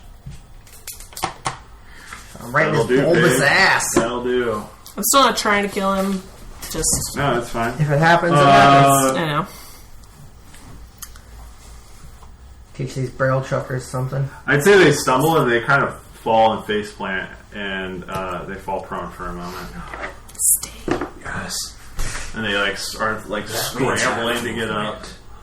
movement. So they will use half their movement on their turn to get up. So they have 15 feet. And they will use their second dash. So they go 30 feet. So they are... So they went, how much? They're 80 feet down the 80 feet, alleyway. okay. And coming toward the end, they're probably 10 feet from the next kind of thing. Actually, yeah, they're 10 feet before another right turn. Okay. Well, then I will move my full movement of 30 feet. I need you to make athletics or acrobatics to get through the Let's disturbed do luck on that one. dice game. I did an acrobatics, unless I can do another luck. You can't. I can't. Yeah. So then I will do a acrobatics of 8. No, 10. Acrobatics That's of 10. just enough. Woo! You kind of squeeze your way through. It's definitely no parkour, but you're like, get out of my way! Nice. And I am going to Ray of Frost one of them, which has a 60 feet range. One of who? Huh? There's only one of them. Yeah. Right. I'm Ray of Frost. So you were at there, you're 10 feet down. Well, you said it was 80 feet Down the alleyway. down the alleyway. And So you're full of 80 feet. So I was at the start of the alleyway, so I moved 30 feet. and Okay, had yeah. 60 foot All right, range cool. on Yeah, it. you're good. So Roll. I'm going to use luck on that one. Okay. That would be 13. No, 12. 12 to hit. Roll damage. Nice. And he now has minus 10. 10 on his speed. Yep. Oh, that's 8 full damage. nice. You see this ray of frost catch him, and he kind of seizes up and stumbles a bit and shoulders into a wall and drags along the wall for a second, and he's visibly slowed as he's 10 feet from this right turn. Okay, Capask. I'm going to use my next dash action to get through, and then athletics to get through the... I'm Shoving just people out of the gonna way. barrel through. Do a barrel roll! That is... that's 21. Can it make the noise of when a bowling ball gets a strike? All out. You barrel your way through. You step on somebody's hand. You feel bones break under your foot. You hear a cry of pain. Where were you in the alleyway? I was right at the beginning when I threw it at 50 feet away from them. Oh, okay. So yeah, you make it 60 feet. So 20 feet away from them now. You're now 20 feet from the. I would like to try to basically, with all of my might, scream at them, Stop, or your life is forfeit. Okay. can I roll an intimidation check? You may roll an intimidation check. I finally get to use intimidation, guys. I'm really excited about this. And I'm really... Damn it! 6. Oh, no. I'm even good at it. You hiccuped. Yeah. Stop! Ah. Excuse Excuse me. There's just not a lot of time to be shouting stuff in the middle of a chase. So, alright. But they're slowed now, and I'm only 20 feet away from them. Pedal. So, Yeah, it drops Okay, the so I dash made down by it 20. to that alleyway, but they're Uh-huh. now 80 feet down it. we're 80 feet down the alleyway, yeah. Okay. And there's like an arrow sticking out of them, By 10, and but they're if you kind of dash, frosty. both movements drop by 10. Alright. So 40 feet away from them. Well, Yeah, they're fucked. That guy's fucked. They're just I guess I will my limit. do my normal movement of 25 feet, which puts me, 55 feet away from them? Yeah. And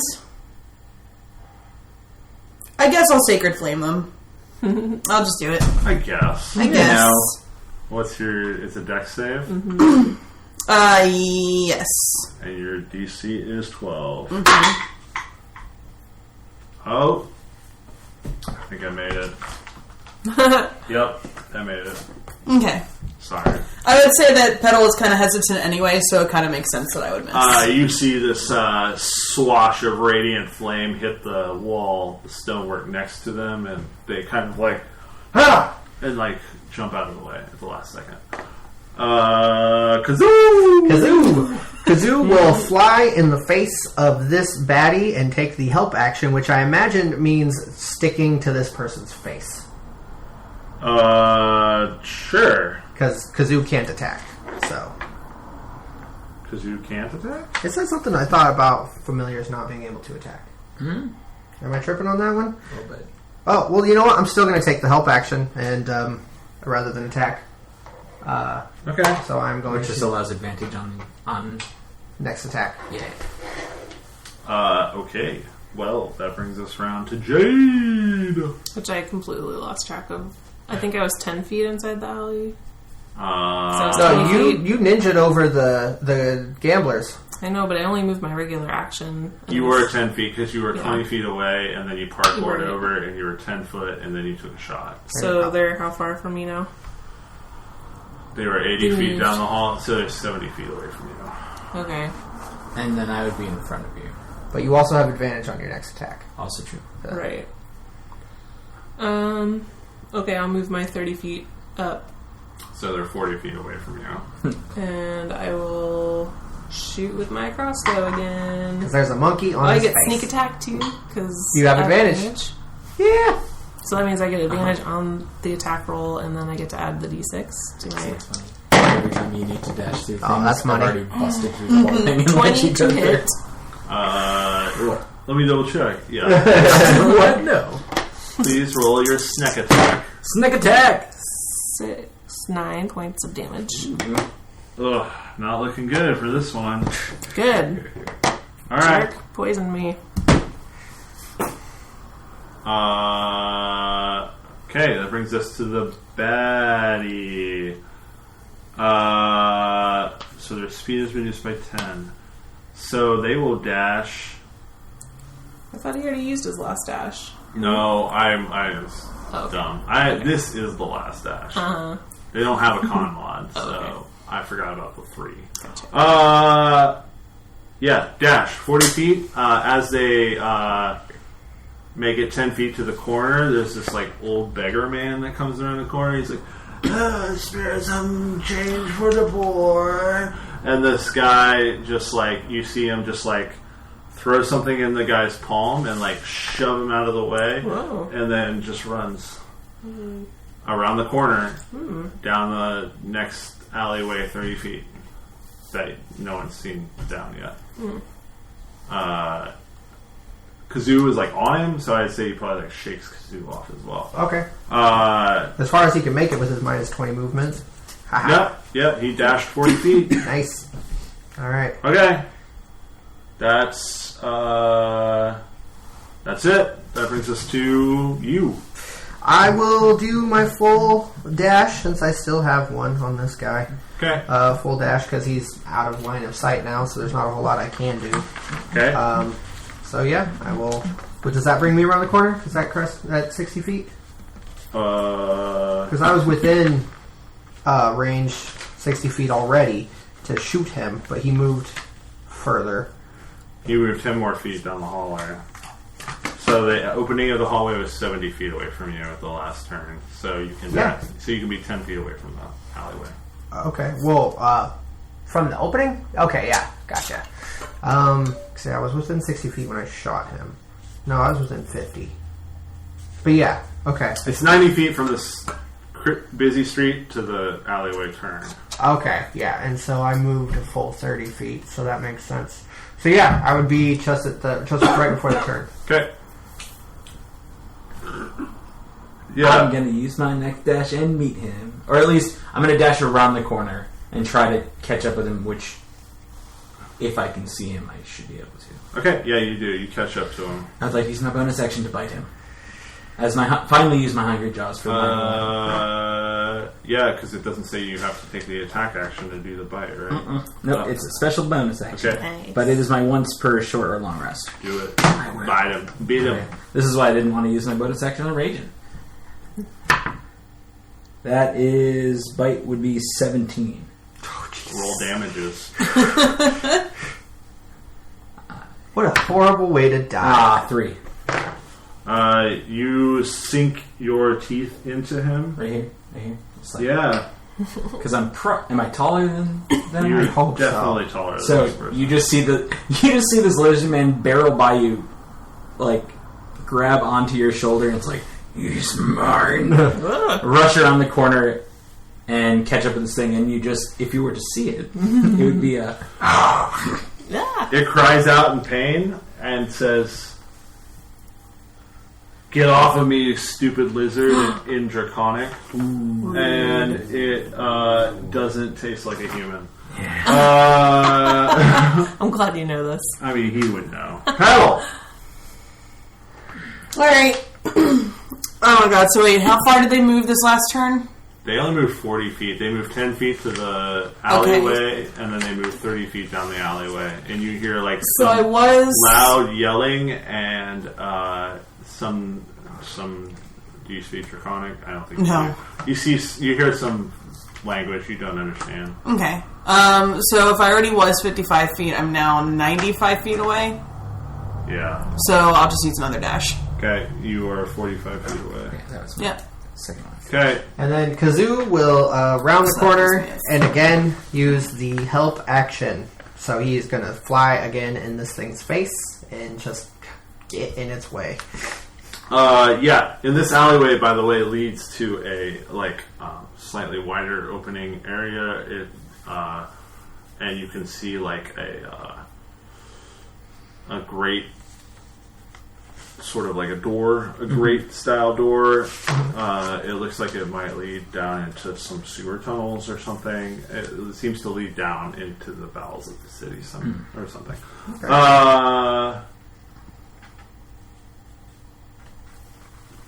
Oh wait, I totally forgot to do something. This old beggar man is going to be in your way before you bite him. Can I? Yeah, you can. I'll say that you can make an athletics, acrobatics, or intimidation check. You also recall seeing the person you're chasing put something into the beggar's palm as he passed. And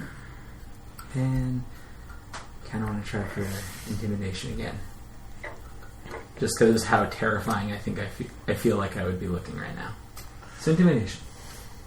I'll say with an advantage. Word. Because this old man... Is an old man and you're a fucking lumbering lizard person? That's 18. Oh, you do. You storm past the old man. It's like, coins for the boy! And then you bite. Then you bite him, and he's like, he just looks on in abject horror. Super glad. Okay, sorry. So we did pedal, and Kazoo's doing the help action. Jade. Monkey on his face. Did he do the give the old man something before he went around the corner? Yeah, he like Adjusted gave that? the old man something to get him out of the way, basically. Okay. Can I dash, but to get around the corner? But as I go by, I try to see what the guy has in his hand. I don't think you'll need to dash to catch up to this guy this time. Yeah, I was still 40 or 45 feet from him. I mean, if you're trying to shoot him, though. Make a perception check for observing what the old man might have. That makes sense. Natural 20. Oh, shit. Oh, damn. You saw the person you're chasing put a gold coin into that. You're going to jack his coin. So I think I'm still... Actually, yeah, he put a gold coin, but you get the idea that any coinage might do. Wait, what? I have to give him a coin now? Yes. You get the idea. He's a beggar. He's begging for coin. Come on, man. The guy you're chasing gave him a coin, and then the beggar was like, all right, you gave me the coin, and now I'm going to leave you alone. Well, alright, Or I'll you give could him a use gold your- coin. Throw a fistful of coppers at him and be like, I'm move just on, saying, man. you get the idea. Make It it- doesn't necessarily have to be a gold. Oh, but I don't have change. Could I like you pretend get that I have the change? I'll allow it. Yeah. I'll allow it. Just throw money at him and Yeah. just take the change back. I'll give him a silver. All right. Okay, and then I think I'll be within 10 He's like, thank feet. you, pretty cat lady. Get out of the way, there's more people coming. Okay. Okay, so using my dash, I think I'll be within 10 feet Okay. of where these guys are. So I'm Yeah. going to yell to Kapesk. Don't let him go, but don't kill him. Yet. Okay. Can't respond. Yeah, Okay. that's all I can do. Okay. He is going to wheel around and you're in melee with him. Oh, yeah. Right up in there.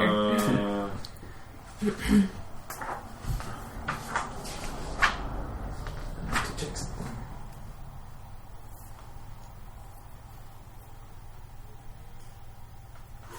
Ooh. Alright. Alright.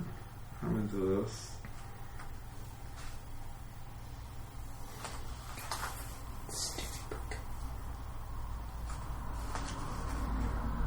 Why is there a section in the glossary for attack of opportunity? C, opportunity attack. Why not just put the page number next to attack of opportunity? It's like that for a lot of He things. turns. I know. This person turns to you and hisses and says, I suggest you walk away and stop attacking me. And I need you to make a wisdom saving throw. Surprisingly, not my best trait. Oof. Nope. Damn it. I don't have anything to, like, stop me from doing this. Damn. Yeah, 2. You feel compelled to stop attacking him and leave him alone or walk away from him. No. And with that, he's going to dash. Nope. Nope, he's out of dashes. No. Nice try. Ooh. I knew you were Also, gonna he's not technically out of dash. But he used his action. Oh, that's true. Touche. So he moves 30 feet down the alleyway. The grate is probably one more round of movement, and he'll get to the grate. But it's closed. It's not open necessarily. But it looks like that's what he's trying to go for. All right, Alabaster. Alright, let's, He's like limping, and there's like blood on the ground, like splotches of green blood on the ground. taking another shot at him. Okay. Should be easy to cover Are around we the ready corner. for frosting? Yep, Okay. that's all I got. Frost him like a cake. Yep. Are you lethally frosting him? I mean, if I cannot lethally frost him, I will. I'll say that is... You can pull your... Let's look on that one. Okay. Because that's a 16, That hits. as opposed to a critical fail. Roll damage, please. Fucking 1.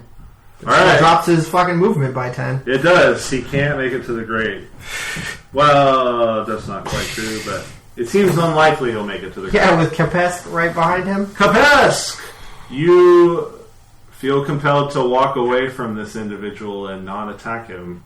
I turn around and I kind of look at you all and go, and just walk. Can you make it another wisdom save on his I turn? think at the end of my turn, right? I mean, you are literally compelled to do the action. You suggest a course of activity. Motherfucker. On a failed save, it pursues the course of action you described to the best of its ability. The suggested course of action can continue for the entire duration of the spell. If the suggested Is it a concentration spell? It is a concentration. Oh, now it needs to roll on Concentration. that. I hit it.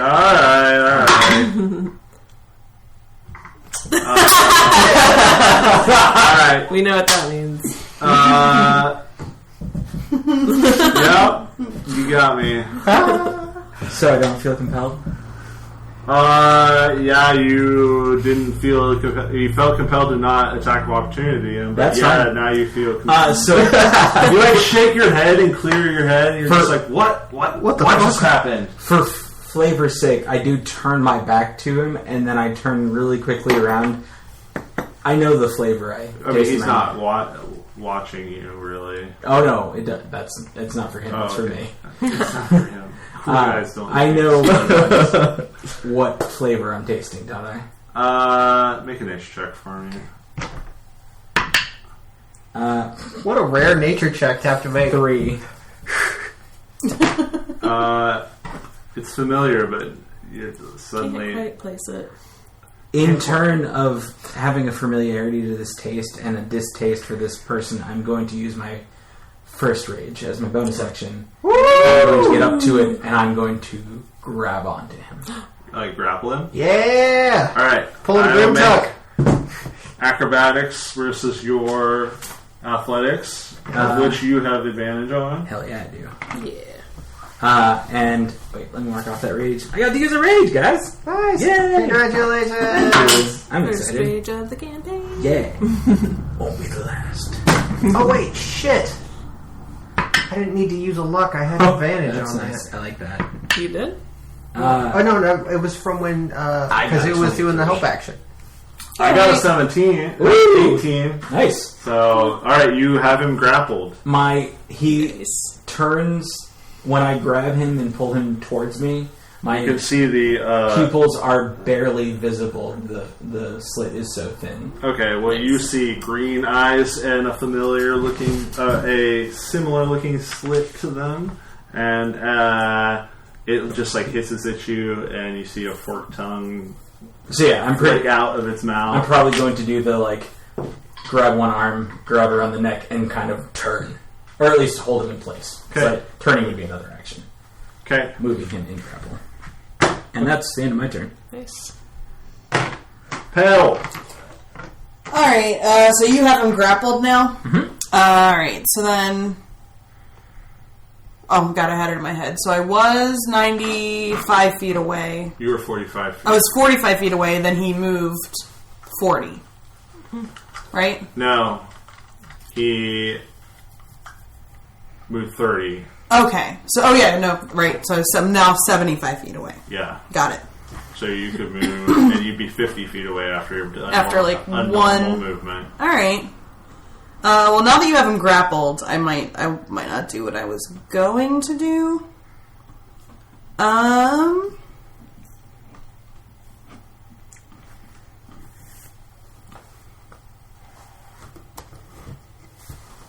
I guess actually at this point I might still, because I think I have one more dash left. So now that you have him grappled, I am going to dash so I can get almost caught up. So now you're 25 feet away. And then I'm gonna use my bonus action to cast Shillelagh on my mace, so I have it ready if I need it. Got it. I'm into it. Cool. Alright. Kazoo! That's your favorite thing to say.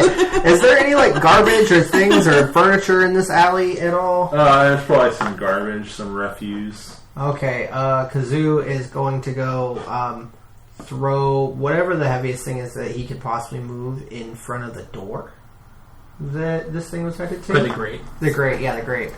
I mean, it's like a full-size door grate. That's why, even if he could jam it up with a chair or something, he can lift 140 pounds. He can move something. To get Make a athletics check for Kazoo. Yeah. Sure. Okay. 13.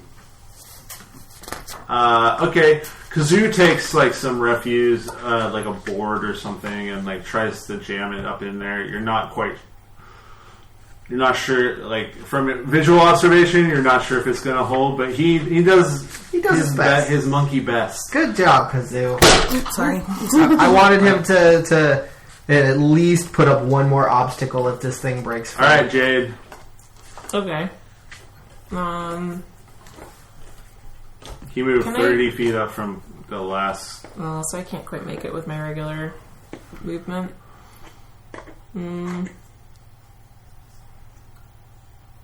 I'll just dash up there. Use one of my dashes. Okay. Say, time to start talking, friend. All right.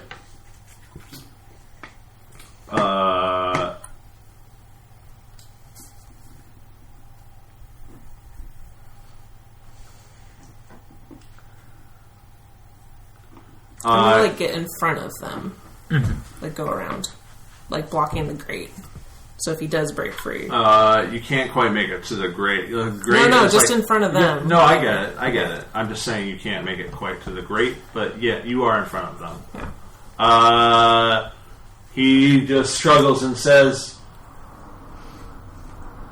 I suggest you let me go. Make me another wisdom save.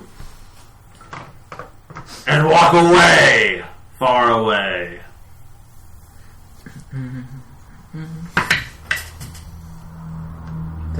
That's 13. Yep, doesn't make it. He doesn't, or you don't, or you make the save. Yes. Okay. Nice. Suggestion doesn't work. I'll say that. I will say with that you have wrestled him to the ground, and we will pick up this conversation next time. Hey y'all, Chris again. I hope you enjoyed the very first episode of our Patreon preview Tomb of Annihilation game.